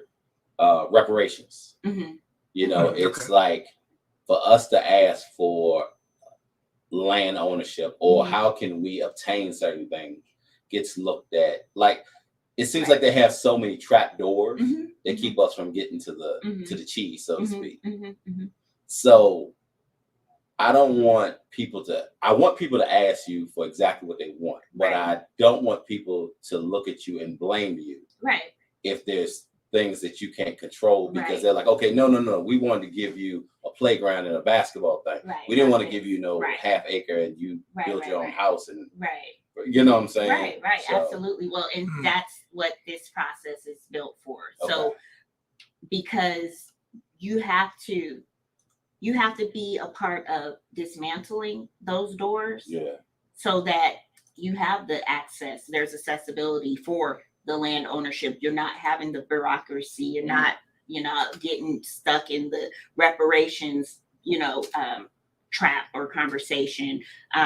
We got to be a part of the process of dismantling those doors and, making them, more accessible, making it, what's those little doors called that you walk in at the hotel? like in front of the hospital? Yes, let everybody, we have to be a part of the process of building that. Right. And so that's what these conversations are about. It's not, people don't have to come up with a plan per se. They literally just have to say, you know what, for me to thrive in Albemarle County from now until 2044, I need to know what I need to do to own land. Or as a Black woman, how do I own a business? How do I start it? What do I need to do? That economic development, that's what I'm concerned with for myself and for my family. Or land use. If that's something that you're concerned about, voice that concern. It's not one, I think that people, they feel like if they have a concern, maybe other people are handling it. Like we don't need to hear from them. Or they think that, they don't feel confident enough to get in front of people and say, this is what I need. They don't feel, and so that kind of minimizes your own concerns, your own feelings, and your voice. That's right. Yep. Joined by none other than Khalilah Jones, talking about AC 44, y'all. So Khalilah, one thing that came to my mind too is because a lot of our city residents are some would say pushed out, and some would say are moving into the county spaces. And one thing that we see a lot, as well as the lack of knowledge about what's actually city and county as well, because there's a lot around here that people call it Charlottesville, like a town name, but it's not in the city jurisdiction, right? Right. So for those folks or those who may be interested in moving to Albemarle County, can they be involved as well in this process? Absolutely. Please get involved. Those are people that I want to hear from. What would it take to make you take that leap from Charlottesville to the county? And I'm not going to lie, because I've lived all over. This is the first place where I lived where I'm like, wait, what? Okay, the city is right here, and then the county is like right across the street. I've never really experienced that before in anywhere that I've lived. So it's not, it's a learning curve for myself as well. However, if you know that that's the direction that you want to go, and you plan to settle there, then just like anything else, you do your research and your due diligence to make sure that it's going to serve your purposes and serve your need. Because in the long run, if it does not, you're going to end up relocating, and it might be time for your family to settle. And just, I personally know I want to leave the world a better place for my son, right? And do what I can to do that. So I don't care where I am. I'm going to do what I can to try to make it better for him and people that look like me, and just in general, the community, so that everybody can thrive. How do we not create a crutch? Like, how do we not create? I know some people won't like this comment that I'm about to say, but rent relief was a crutch. And I can only say that by looking in hindsight as to how people were. Like, you received all kind of money from the city and the state, federal government. You had rent relief. And now eviction court has more people than child support court. Right. So that goes back to the literacy we were talking about, though, right? To help with maintaining and sustaining. Right. So how do we not create a crutch? You know. Well, I think that, I mean, that's a whole can of worms. Just because affordable housing was an issue before the pandemic, a huge issue before the pandemic. So, you know, I worked for social services, Albemarle County Social Services during the pandemic. And if I'm being honest, because that was my part-time job, I stayed on because I didn't want to leave my families without support during the pandemic. So I ended up working 65 hours a week for almost 3 years because I stayed on to a job that I didn't need to help support those families. So it was more of, and I think it was more of it was more reactive than proactive. And I think that I'll speak for myself when I say that, you know, any planning for the future, I mean, of course you want to be proactive if you can, but when unexpected things happen and you're just trying to, you know, jump to figure it out quickly, I think that hindsight is 20/20. And a lot of things happen and it's like, look, it sounded good, you know, at first, at that time, wanted to make sure that people weren't evicted or that they had a roof over their head or that they had food, you know, and things like that. So I can, which is helpful. Yeah, it is. But I mean, I feel you. Yeah. I absolutely do feel you because we want to be able to help people in a way that's going to be sustainable. Yeah. Like it really, really bothers me what are not just Black community, but are people that utilize the services of their money, PPP loans, and the condition that a lot of them are in now. Like that really bothers me because I don't think the government will ever do that again in our generation. Right. Like they might end up giving you something, but they're not going to give you access to resources, financial resources, the way that they did. Well, I mean, as Charles, to your point, it definitely means that there needs to be the literacy piece, the financial literacy, and just understanding that. I mean, because even when we got like the tax credits, I don't even remember what they call stimulus and everything. I didn't want it. I'm like, because ain't nothing for free. Like I don't want it. Like where it's gonna come back. I mean, even though they didn't really give you an opportunity to do that, but so just knowing that, and just transparency, finances, money, that is not my ministry. I am horrible about it with it. I don't, I'm not a person that's motivated by money, so it doesn't have like the weight that it probably should for me. But I do know that nothing's for free. Like it, you know, so people have to understand what's coming with that.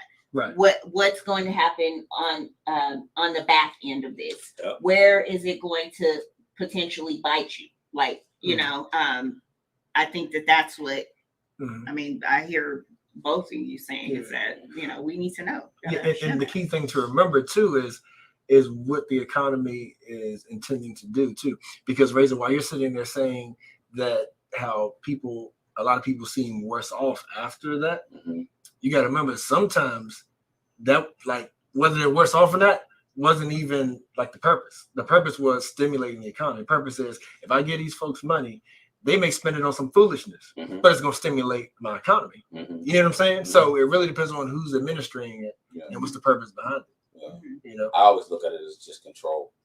Like I don't dissect it down to, okay, is it for foolishness for me to get more money, whatever? I root it to control. You know what I'm saying? If I have something that you need, whether it's a bank note, which is money, or if it's drugs, or if it's prescription pharmaceuticals, whatever, right? The influx of it into the community is a matter of control. You know, that's just the way I always look at it. And that's definitely fair. Yeah. It's the onus is on me to know. Yeah. That's a way to control. Right. So like I said, with like the stimulus, like you can have that back, Yeah. or I just hold it until y'all ask for it Yeah. back, or you know what I mean?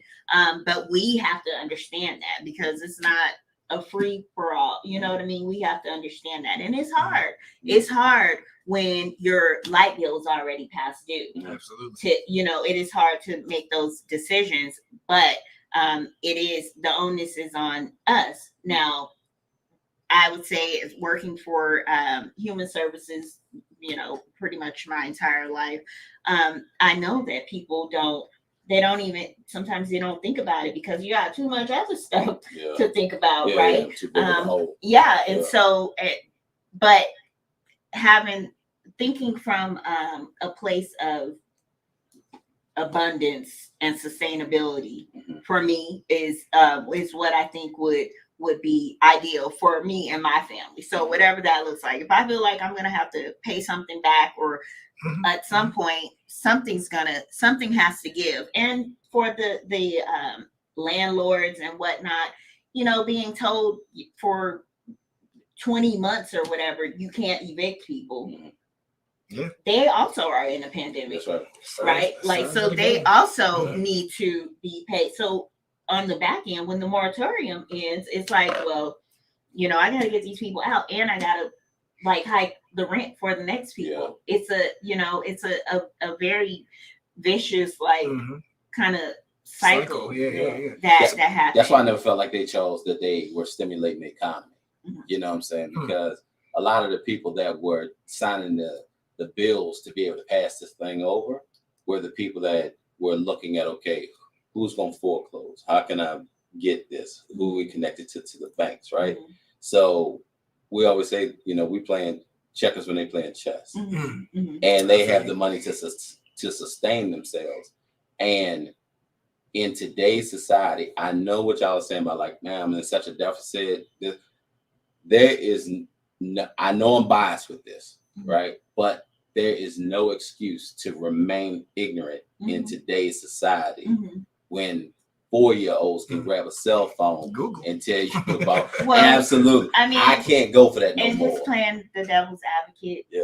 We don't play with the devil, Miss Khalilah. I know that you do, though. I'm always waiting over the cup. And so there are families who don't have access to the internet. Yeah. Very true. They don't have broadband. They don't have the internet. So they I don't know about that, Miss Khalilah. I see a lot of I see a lot of iPhones on people's hips. Yeah, those are people hips that you see. But what about the ones that work 3 jobs and you don't see them because they at work and their kids are at home? They couldn't even do virtual learning because they didn't have access. They didn't have the Chromebook, or the school would provide the Chromebook, but they don't have the internet. So they have to get those kids to a parking lot somewhere that has internet access. And not only that, what about the families who are English is their second language? Absolutely. Do you think that's no, something I'm that with they would you. have access We to? over at the Fountain Fund, we have a program where for our client partners, we give away hotspots. Yes, right? yes. So, and it's just a little plug for anybody's client partner. Yeah. Reach out to me. Yeah. But I have to say that, and sometimes, family, I want y'all to know I don't believe everything that I say. Oh no, I know. Sometimes I have to get, but you'd be surprised at how people engage me. Yeah, he a butthole. Real sense. Well, there's always exceptions to the rules. You know what I mean? There's always exceptions. Yeah, but I have to say things like that sometimes. But Khalilah, we before we let you go, we had a question too. Listener viewer was wondering. She says, "Thank you for the conscious conversations. We are great." She called us great. Thank you for that. Thank you. But she also wanted to know, who do you name as your teachers or mentors in this work? Who do I name? I mean, yes, I had to say yourself. Oh no, I don't name myself at all. I went to the Black Women's Meetup the other day. Several of those women, I've met some phenomenal. Your wife, Dr. Sharika Jones-Lewis, yes. Pretty much anyone boots on the ground who are doing the work of equity in the community. Serena Gruia, Khaki Demick. There's lots of people, and anybody. I mean, the people who are willing to take the time to do this, who believe in the power of their own voice. I mean, as much of a cliche as that sounds, those people, because they're the ones who are going to live this, and they're the ones that are going to make the changes that need to be made. And then, what is it, Adrian? Is her name Adrian? Yes, Adrian did. You yes. for listening. That's right. Yeah, for you listening. for listening. Yes, That's right. yes. And being actively engaged and asking questions. We need more of you. Those are Adrian the people special. Adrian special. Yes, indeed. So the last thing I have for you, too, because I heard, is there any structure around the meetups or the folks getting their communities or their social networks together to submit information? Like, do you want them to somehow inform the camp? So the way that works, if you visit the website engage.albemarle.org/AC44, there is a community chat kit that you can download. That chat kit will have everything that you need. It'll have it'll show you how to facilitate, how to engage people so that you get actual responses out of them. It will there are individual sheets that you can complete during your community chat session, and then they can upload that information to the county, which again, that's the key piece. Make sure you get that information to us. And I would really, my personal ask is, when you do your community chat kit, please, this is just me asking. I'm huge on social media for this reason, because, and I know people hate it, they get annoyed because they think that people want limelight, credit, whatever. I need people to see what people look like who are doing these things, that are making these decisions, and that they look just like them, they sound just like them. So snap a picture. Also, engage your church, engage your sorority, your fraternity, divine night, like get these people involved, and also your kids, get them all involved, and complete the demographic form as well, so that we know that our people are engaged and interested in this process, and we are going to show up and show out. There you go. Enough said on that. Khalilah, thank you for the work that you continue to do, and I hope that God allows us to borrow your presence for much longer in this area, because I know y'all are movers and shakers. You and Mr. This is the longest we've been anywhere. I know. Yeah. I'm grateful. Yeah, but thank you for the work. AC44, y'all look it up. That's engage.albemarle.org/AC44. Khalilah, you know how to reach us. Please share the flyers, any updates, and we will get it out. Thank you. Thank you for having me. Thank you. Y'all stay tuned, family. Another hour show left. IMHO Talk Show. Can you get a picture for me? Great job as always.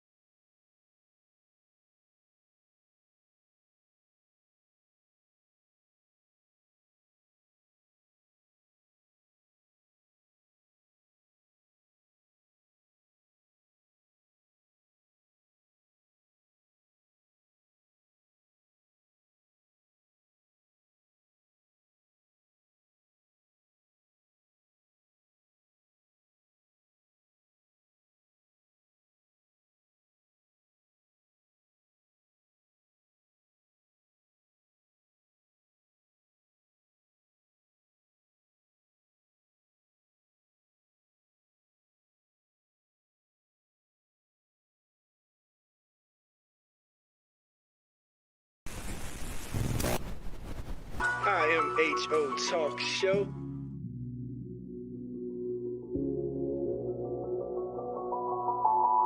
Sir Charles, Miss Max Razor. You're listening to In My Humble Opinion with Maxilia Robinson and Charles Lewis, only on 101.3 Jams.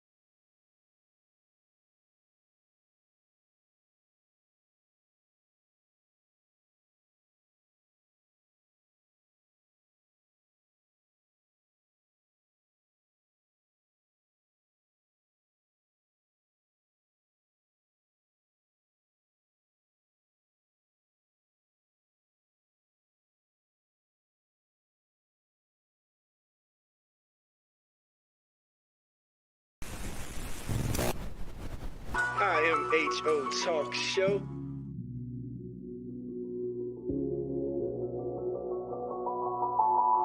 Sir Charles, Miss Max Razor. You're listening to In My Humble Opinion with Maxilia Robinson and Charles Lewis, only on 101.3 Jams.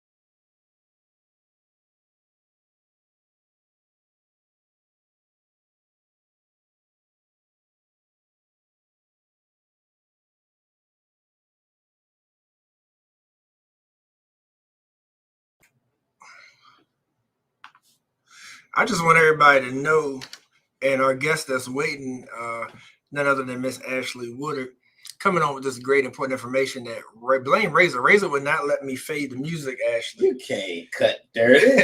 I'm sorry, Ashley. It's okay.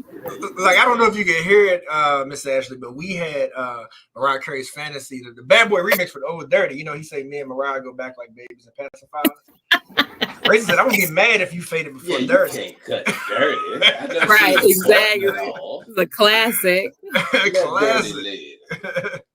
Yeah, but thank you, family, for sticking with us for the last hour of today's show. And as we promised, in this March, this National Women's History Month, celebrating our sisters. And Ashley Woodard, for those who don't know, is a sister in the community that's doing some amazing work. And she's here to talk about, a great documentary that's on some unfortunate statistics, talking about Black maternal health. It's called Aftershock. And Ashley's here to talk to us more about that documentary and the screenings that are for it here around town. So, but good Sunday afternoon to you, Ashley. How you feeling? I'm feeling good. How are you, Charles? I'm doing great. Thank you for joining us. And for those that may be new to you, hopefully this is not the last time they see your face or hear your voice on our airwaves.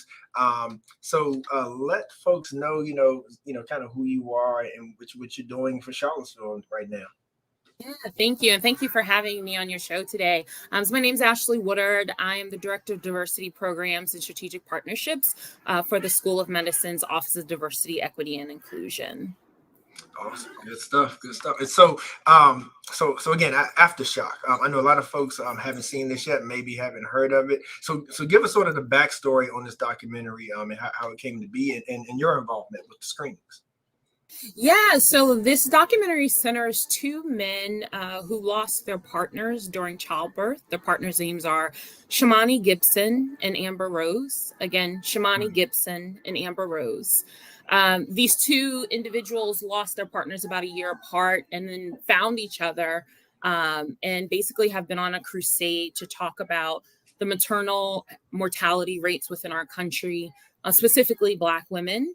And in particular, Black women are 3 to 4 times more likely than their white counterparts to die during childbirth. And so both of these men, going through a lot of hurt, having lost their partners and having to raise their children without their partners, are on a crusade to improve these statistics for Black women across the country so other men or other people like them do not have to experience the same thing. Right. Man, that sounds powerful. Like, so how did you get connected to it? I guess, like, how did you find out about the film and want it to be a part of your outreach work? Yeah, so one of our students in the School of Medicine, Elisa Moody, she's graduating this year and going on to do some residency work and focus in her specialty be OB-GYN. But she had told me that she was really interested in having our office screen this movie. And so I was like, okay, I'm going to make it happen. So I reached out to the producers of the movie, asked to screen it at the University of Virginia. They gladly let me do it. And we had 100 people express interest. We had 2 watch parties. So we screened the movie this past week. We had 100 people express interest in seeing it. We had 2 watch parties going on simultaneously while we were screening it in the School of Medicine. And then from that, Miss Jackie Martin, who I'm sure many people know in the community. Absolutely. Yes, she is really interested and wanted to partner with me so we could screen it for the community. Because largely the people who were there this past Wednesday are affiliated with UVA. But she wanted this to be something that our Charlottesville community also had the opportunity to see. Which is why I'm here today to advertise that. So Jackie and I are partnering to screen it on April 12th at 6 p.m. at Mount Zion First African Baptist Church. Okay. April 12th, 6 p.m. at Mount Zion First African. Yes. That is awesome. Thank y'all. And so, you have new partners here now. So you gotta let us know. You gotta tag us and in the post when you put the flyers so we can make sure the community knows about these screenings. And these shows, so we can keep the work going. So I'm curious, like, with the connection to UVA as well, and you can let us know, like how deep in the conversation that you would like to go, but like with the OBG student that you even mentioned, like what kind of awareness is this bringing, or that you hope that it will bring in regards to caring better for Black mothers? Yeah, so the UVA health professionals, some students and doctors, residents, physicians have awareness of these statistics, right? And are actively working on this. So like, for example, the student that I mentioned, this is a focus of hers that she's really passionate about, which is like why she wanted this screening. So I think, we do have individuals within our community that are in positions of power, that are caring for Black mothers and all mothers, right? That are aware of these statistics and are working to redress this. It's a public health crisis, right? Yes. But everyone, I'm not sure the degree to which. So that's why showing this screening, degree to which they have knowledge. So that's why showing the screening was really important. And then, having gone through myself recently, having a child, and I worked with doulas in the area. It's really a personal, right? It's personal for me too. And then watching the documentary, it is a powerful documentary. So for anyone who's available that night, please come and see it. It's powerful because you're watching these two individuals and then their families, right? Going through this experience, waking up each day, like they're not with me. And then them still on their crusade, right? Yeah. Hey, Ashley. Thank you. I from the male point of view, I unfortunately almost had an experience with Max here, with our youngest son, where our son breached, and I was with her. She was going through like all kinds. She was like, something's wrong. And the doctors were working on her. Once we rushed to the hospital, called the ambulance and everything. But it wasn't until a doctor like really realized that something was wrong. So they rushed her out of the room. Then they asked me to choose. Who do you want, the baby or the mother?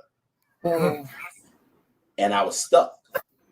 I couldn't talk. So then they gave me a chair, set me right by the swinging doors where they took her back and was like, look, you need to choose. I could never say anything, right?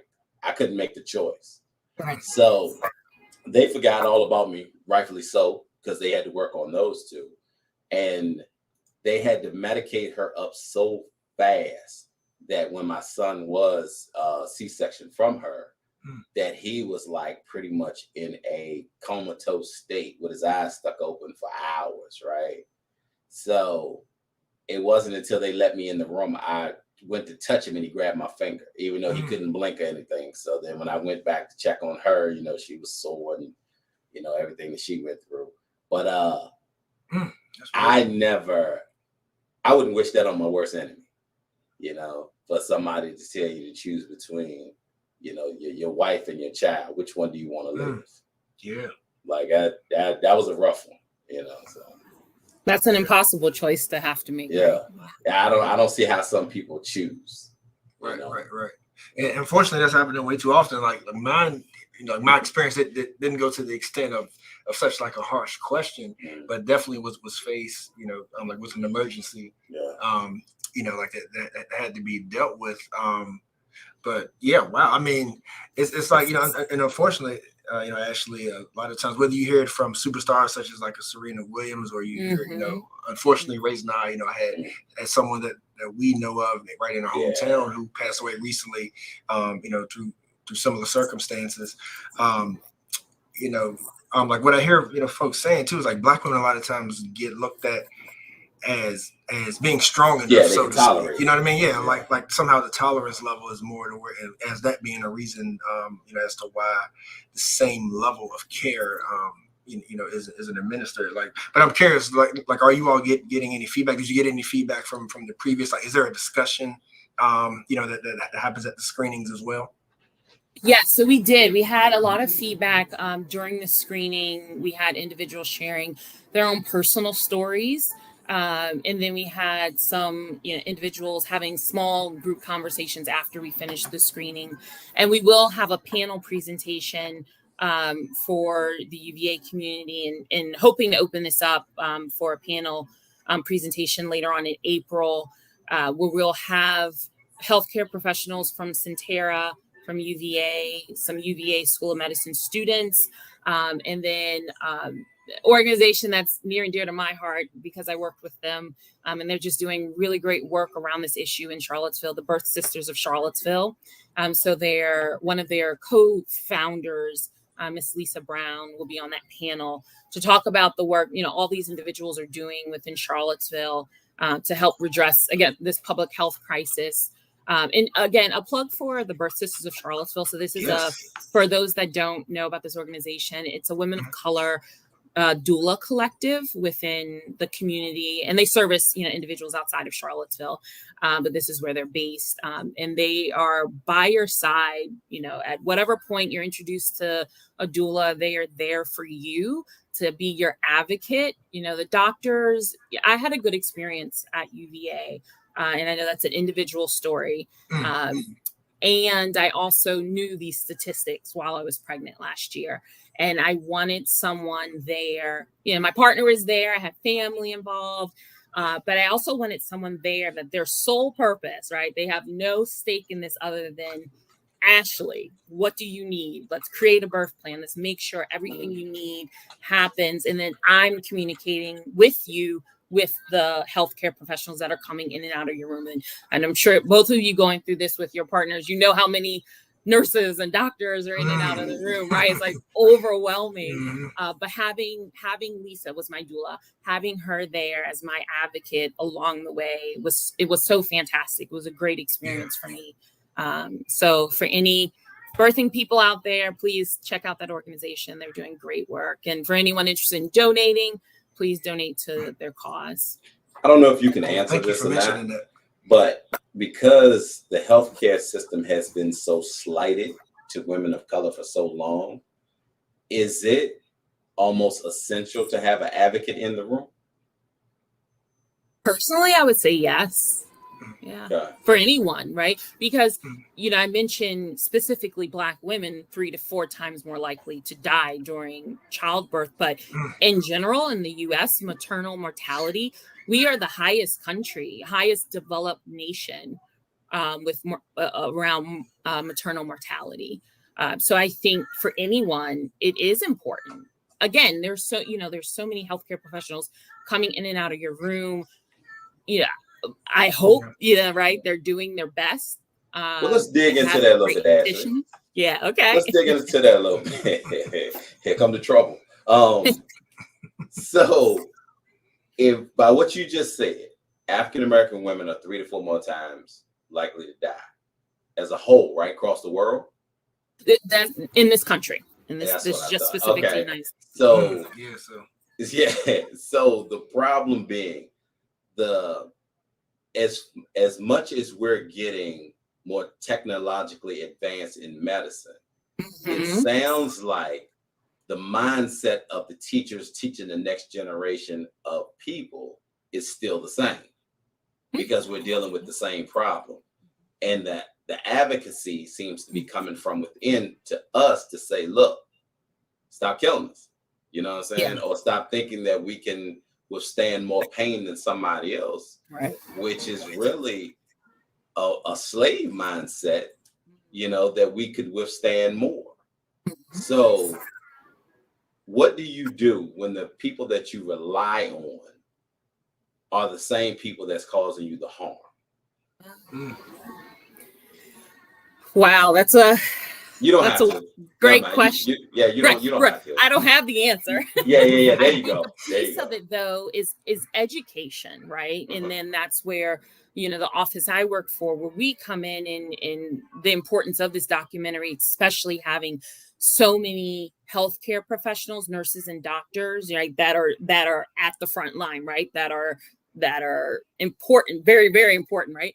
In this conversation, having them express interest in seeing this film, coming to the screening, having watch parties in their homes. That we'll have a second panel in April. So I don't have the answer, but I think a piece of it, at least to help, is the education. And that's where I think, at least in the small community we have here, I'm able to make that impact, right? And we even have people from Centera who watched the film, who came to UVA to watch the film, competing hospitals maybe, but collaborating around this this very important issue. But yeah, that's a great question, and I don't think, you know, there's a one size fits all, but a piece is definitely education. Maybe also some bias training, right? Because we can say we have great intentions, or hope people have good intentions, but there's always stuff, right, that's unconscious in our brains that are going on about how we judge, right? That's just how we go through the world, all of us, and that has very different implications depending on who's on the other side of that judgment, right? Yeah, I don't trust the healthcare system at all, personally. Yeah, and unfortunately, like, that's something that through generations, like, we've had different reasons, you know, for that mindset. Unfortunately, but that's why, you know, I definitely appreciate you mentioning, you know, like the doulas and, you know, and the sisters collective, because because it is important to have people that you trust. There's something that I'm just hearing recently and learning, and you may have heard more about it, Ashley, but just to care for the mother even after the birth. Right, because, like, you know, there's more talk, thank God, recently, that how it's not, you know, like, in the best interest for everybody just rush to the baby. You know, everybody focuses on that baby. Let me hold the baby, hold the baby. Yep. And the whole time the mother is suffering, you know, in a lot of ways, you know, like through some sort of postpartum, you know, so that whole postpartum care is just so important. So to answer Raisa's question, you know, I would go back to something that you said earlier. You know, like, which is just that is like having that support team, that support staff. Yeah. You know, and I can tell you from experience too, it's like that room is the mother's room. Yeah. Like, you'll go into some hospitals and doctors, nurses are trying to tell the mother like what's allowed, what's not allowed. Now, anything that's not affecting, you know, like the health, you know, of a successful birth. Besides that, like, it's totally up to that mom. You know, and I think a lot of mothers don't like you said, education, Ashley. A lot of mothers don't go into it. Power. Yeah, or family don't exercise their power because they don't know their power. Yep. You know, that's so important. But yeah, but Ashley, thank you so much. Is there any other points that you wanted to mention about the documentary? You know, I don't want to cut you short. Oh, no, nothing in particular about the documentary. I just think it's important, again, to support, another plug, to support our birth workers, our doulas, our midwives. And then also, if this is a topic that you are passionate about, writing to your Congress people, and expressing your dismay, expressing your anger, your hurt, your in what you want to see, right? We elect these officials to be in the House of Representatives, in the Senate, and they should be doing work for us. But after the emotion, then what, Ashley? Like, I mean, just playing, like I said, devil's advocate. Just because we tell them, like, I don't like this is going on, these numbers shouldn't be the case, this is humans. Then, I mean, but what are we saying to them? What are we expecting them to do besides saying, got your letter, duly noted? Right. Well, I mean, I would say personally, I'm expecting that they're working with hospitals across our state to make sure that somehow we can hold the hospitals accountable for these deaths, that we hold them accountable to improve the statistics, excuse me. And, you know, money has that is money talks. Money talks. Right? Start finding them. Yeah. Has a lot of power, right? In our country, it has a lot of power everywhere. Yeah. And hopefully we have more young sisters going into that field as well. You know, like OB field, you know, props to the sister that you mentioned as well, you know, with the idea, you know, of you showing these screenings. Absolutely. Yeah, would love to see more of them in office. So yes, actually tell them one more time before we let you go, you know, the next scheduled screening. Yes, next scheduled screening, April 12th, 6 p.m., Mount Zion, First African Baptist Church here in Charlottesville. Awesome. Thank you, ladies and gentlemen. Please let your voice be heard. Let's take care of our women out there. Ashley, thank you. Keep up the great work. Like I said, tag us, reach out anytime, you know, so we can help, you know, get the good word out with all the great work you're doing. Please keep it up. Absolutely. Thank you both. Have a good day. Enjoy your Sunday. You too. Bye.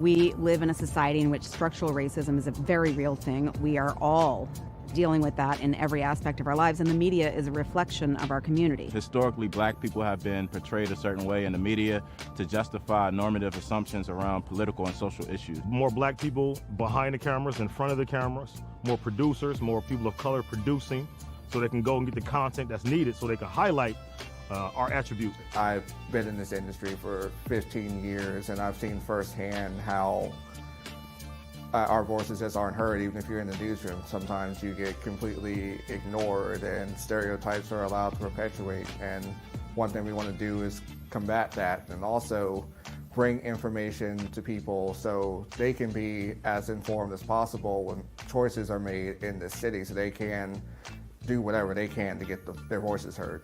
What I believe can be done about the situation is to have more people of color creating news stories. More people who have a interest in and a social consciousness that relates to the stories that they're telling.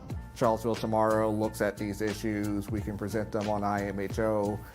Vinegar Hill Magazine can take that a step further, and just together we can just make this thing that can be an example of how we can change the media landscape, how we can be more inclusive to get these voices in, to get these people heard.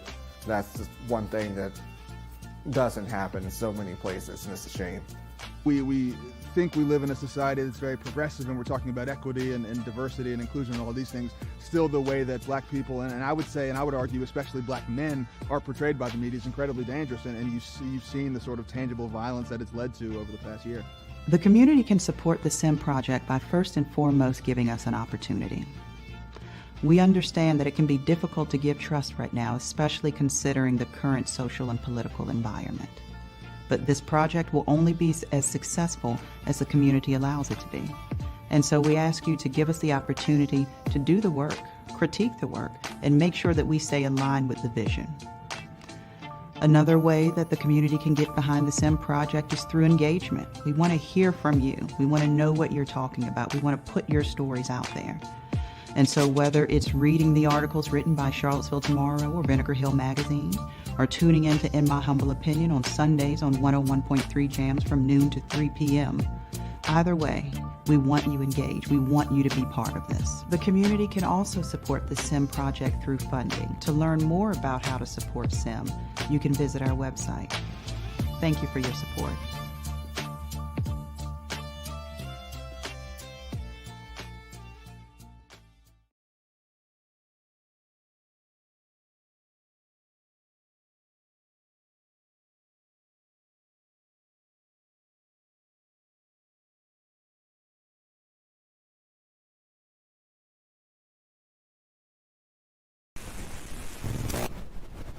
IMHO Talk Show.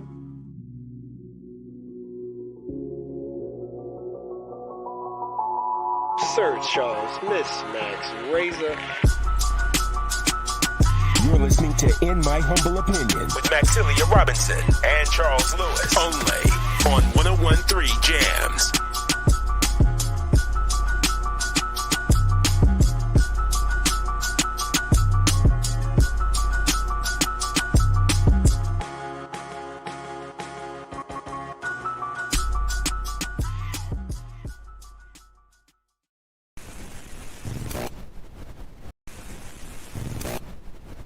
IMHO Talk Show.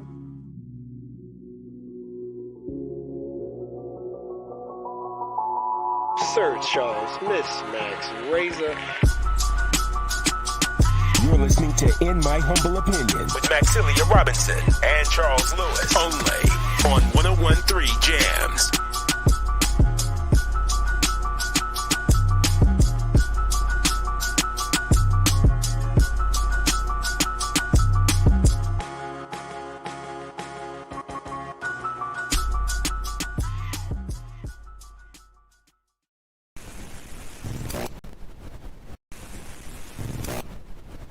IMHO Talk Show.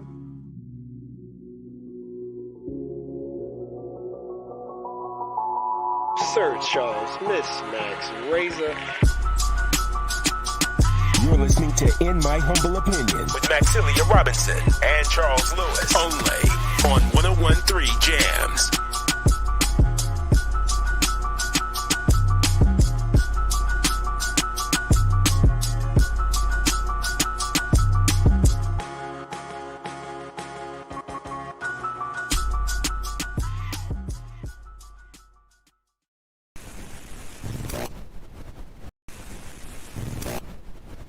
IMHO Talk Show.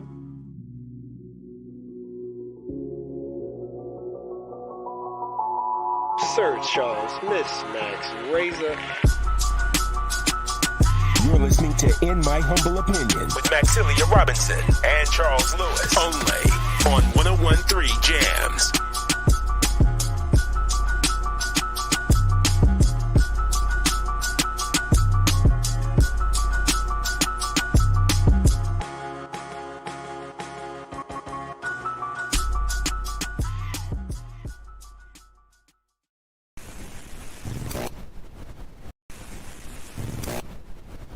IMHO Talk Show.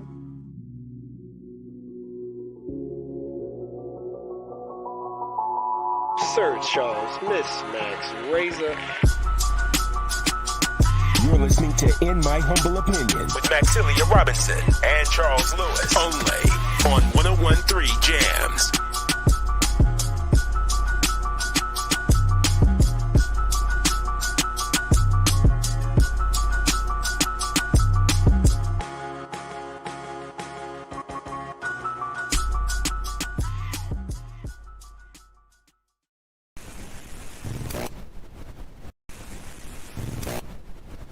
IMHO Talk Show.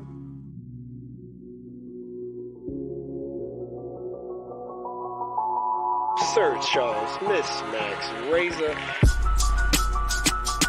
You're listening to In My Humble Opinion with Maxilia Robinson and Charles Lewis, only on 101.3 Jams.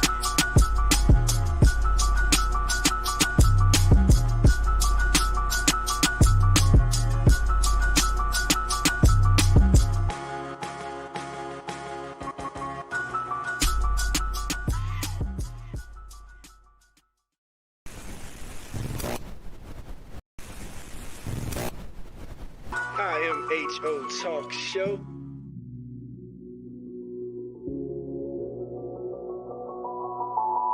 Sir Charles, Miss Max, Razor. You're listening to In My Humble Opinion with Maxilia Robinson and Charles Lewis, only on 101.3 Jams.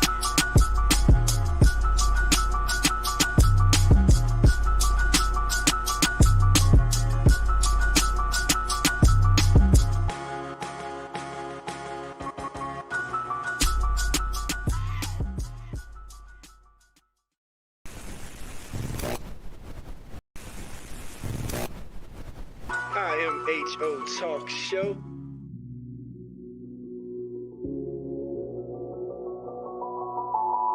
Sir Charles, Miss Max, Razor. You're listening to In My Humble Opinion with Maxilia Robinson and Charles Lewis, only on 101.3 Jams.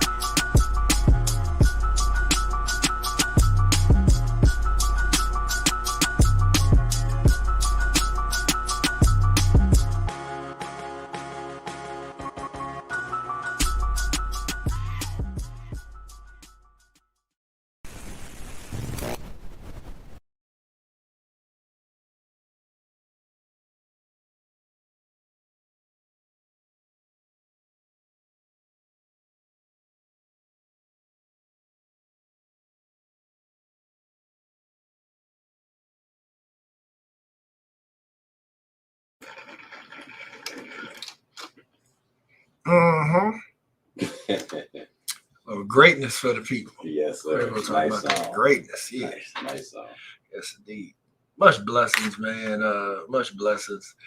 Love the depth of those lyrics in that song, Razor. You know, hope the brothers rebounded doing well, because unfortunately, you know, gun violence took his nephew, business partner, group member. Had to watch it. Yeah, had to watch it in the violence, you know, and man, like the violence don't cease, and you know, definitely right here in our own city, you know, where we sit right about now. man, and like to think about, like to deal with all the accusations, man, you know, that like he faced on, like was another one of those moves, you know, to where somebody sacrificed somebody for fortune, you know, or is his hurt real? Yeah. And you got to imagine like how tough that is on him either way. Yeah, he still had to look at his mom and his sister. Yeah, you know what I mean. And like, and it makes me think about even our young people here locally, man. This is a conversation that we got to continue to have, and not only have the conversation, but to take action behind it as well. You know, man, because it made me think about like our young people that's going to court and the request that I've seen about like writing, you know, like being a character witness, and like, you know, like writing letters, you know, on attorneys' behalfs. Man, like all that kind of stuff, man, it's tough. But one of the topics that we hit on last show, man, that's still been on my heart, man, is like, is this a war for our soul, though? You know what I mean? It's like, is this something deeper? Because you can talk, you know, like in an institutionalized way about the importance of education, importance of economics, and how that can positively impact a community, on how maybe that's the reason, like, you know, like maybe if daddy wasn't in the streets and end up in jail or dead, or mama didn't have to work work multiple jobs, she could be more present. You know what I mean? You have all these things, but at the bottom of the day, man, like you and I both we remember coming up, and like we did dirt. It's like, and no matter how much our parents loved us, it's like, you know, kids gonna be mischievous at a certain point.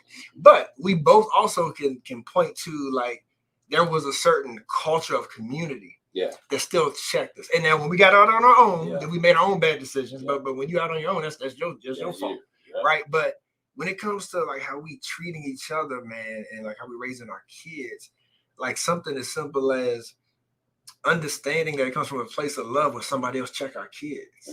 Like we got a problem with that now. You know, I'm again, Razor, like I'm trying to scale this thing down because I think we overcomplicate it sometimes. Yeah. And I'm like, what just about, even when you don't feel like doing something in the community, like what happened to grandma and mama making you do it anyway? Yeah.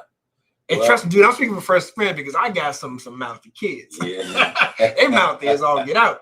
And so I'm speaking from experience, bro. But it's like, but there's a line though where you just got to be like, you may not understand it. You may be mad. I got to snatch you up. But you got to do it. Yeah. You know, just like I told you the story before, like of like my dad telling me and my friends. Yeah. I don't care how late y'all were out last night. Going to church. I don't care the wrong you were doing. Yeah. If y'all crashing here on Saturday night, you going to church. Yeah. And I'm just saying, in church is part of the spiritualness, like I said, the war for our souls, like the values, right? Yeah. The core values just making the difference, man. It's it always goes back to me for, take away the fact of evolution, how smart we are, technologically advanced, we're still mammals, right? Regardless if it's an animal on 4 legs or 2 legs, whenever you have an abundance of young bulls running around, you got chaos. You always need the older men of any species to be able to check that chaotic behavior, right? You got a pack of young lions, they're gonna kill everything in sight. They ain't even killing for food, right? You got a pack of birds, you know what I'm saying? They go around terrorizing all the female birds. I mean, it just is what it is.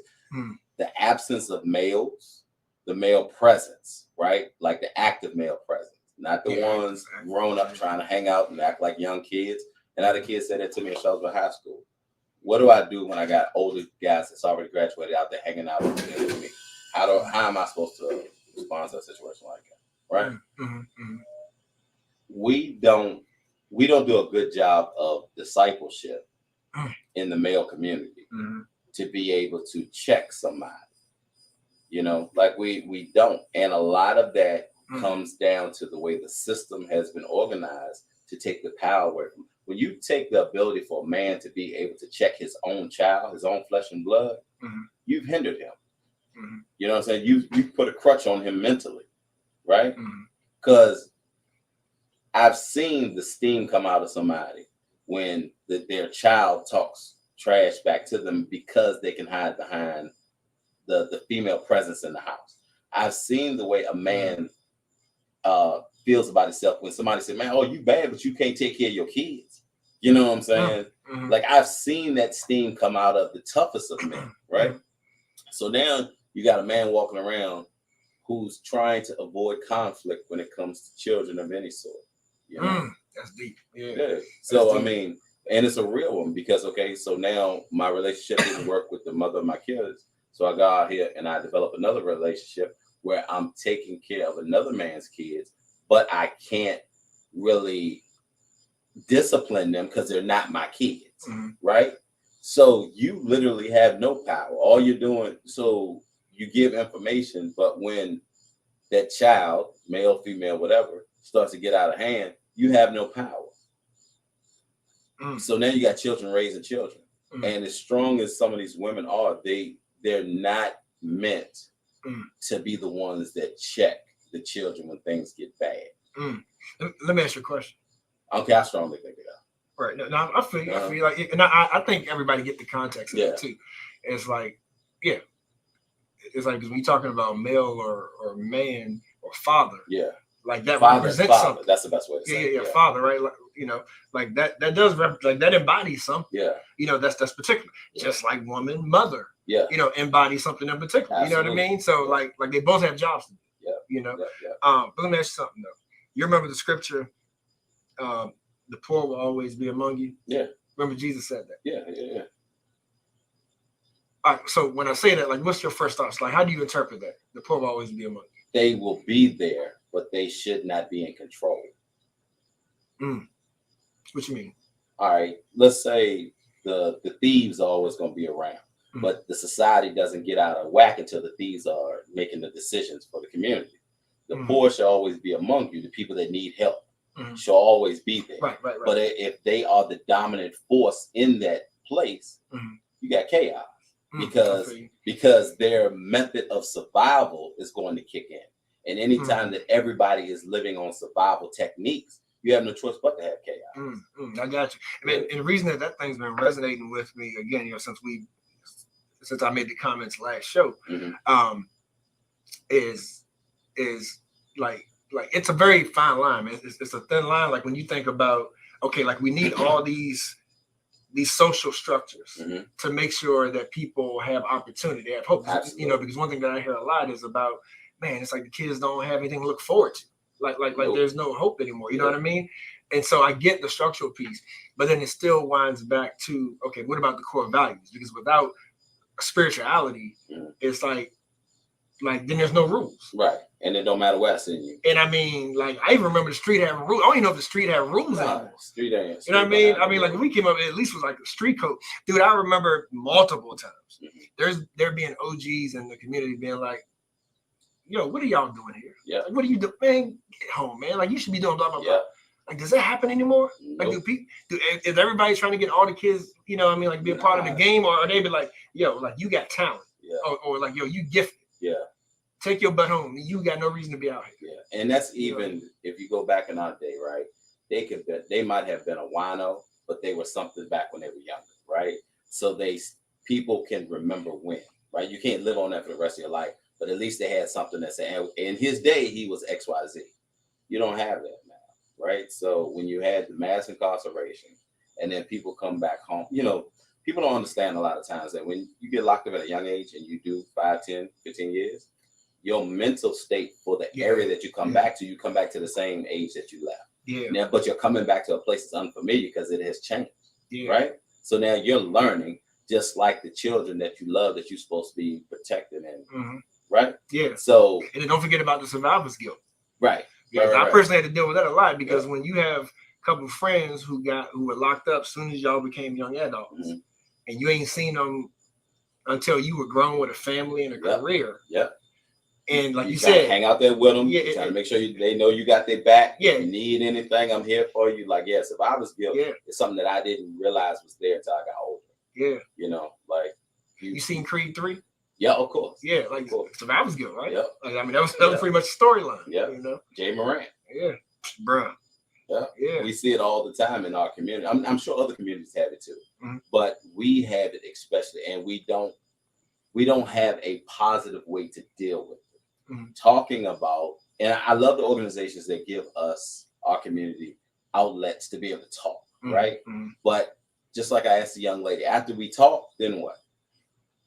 You know, what's the process then? What are we putting in play? What's set up then at that point?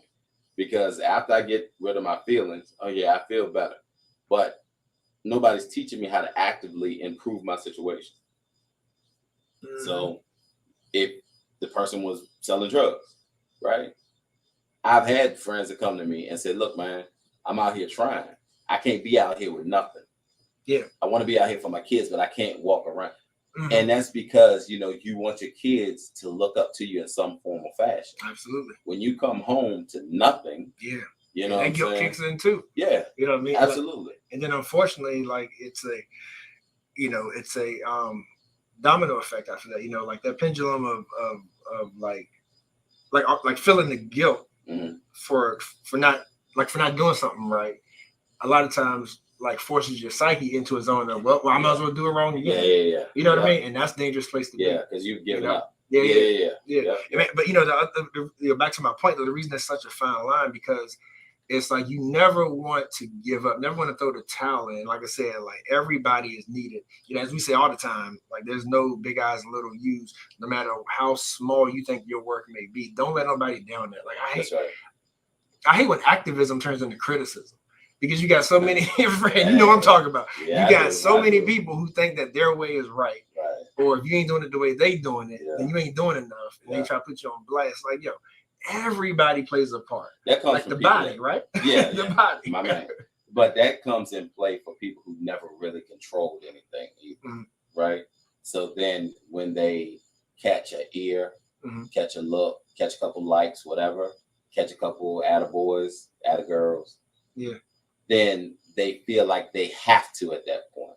And nothing's worse than somebody trying to take their anointing or their talent and place it in every scenario based and try to get validity on the work that they're doing by judging yours. Yeah. You know what I'm saying? Yeah. And it's important to be realistic, but again, like also being optimistic.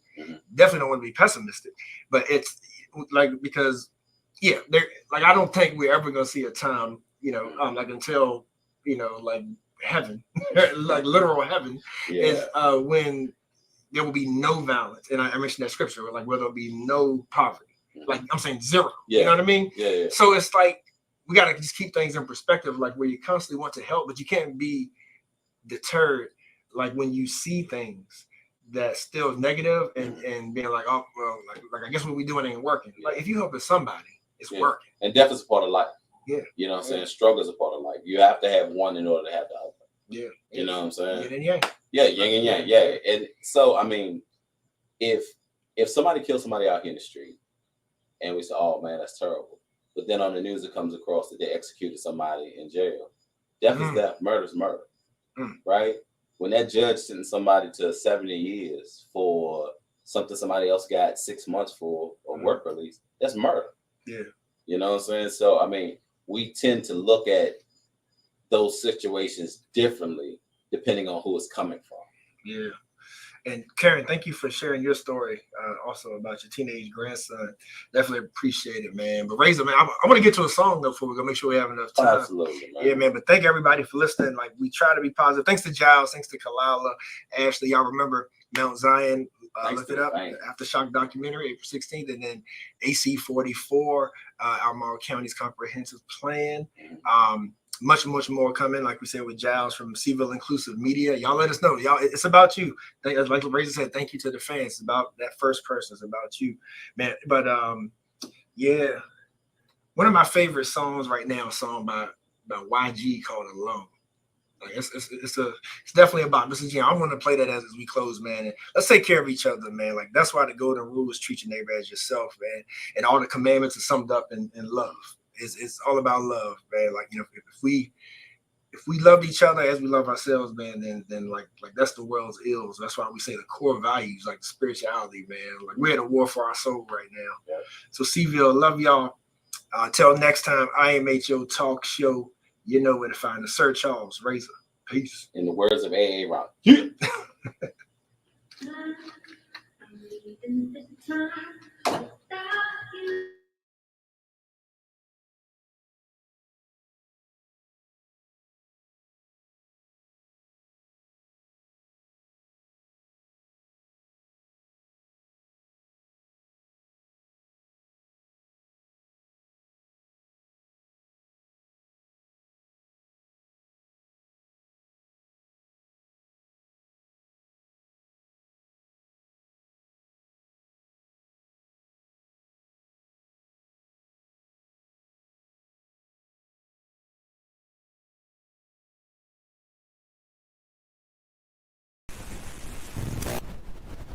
IMHO Talk Show.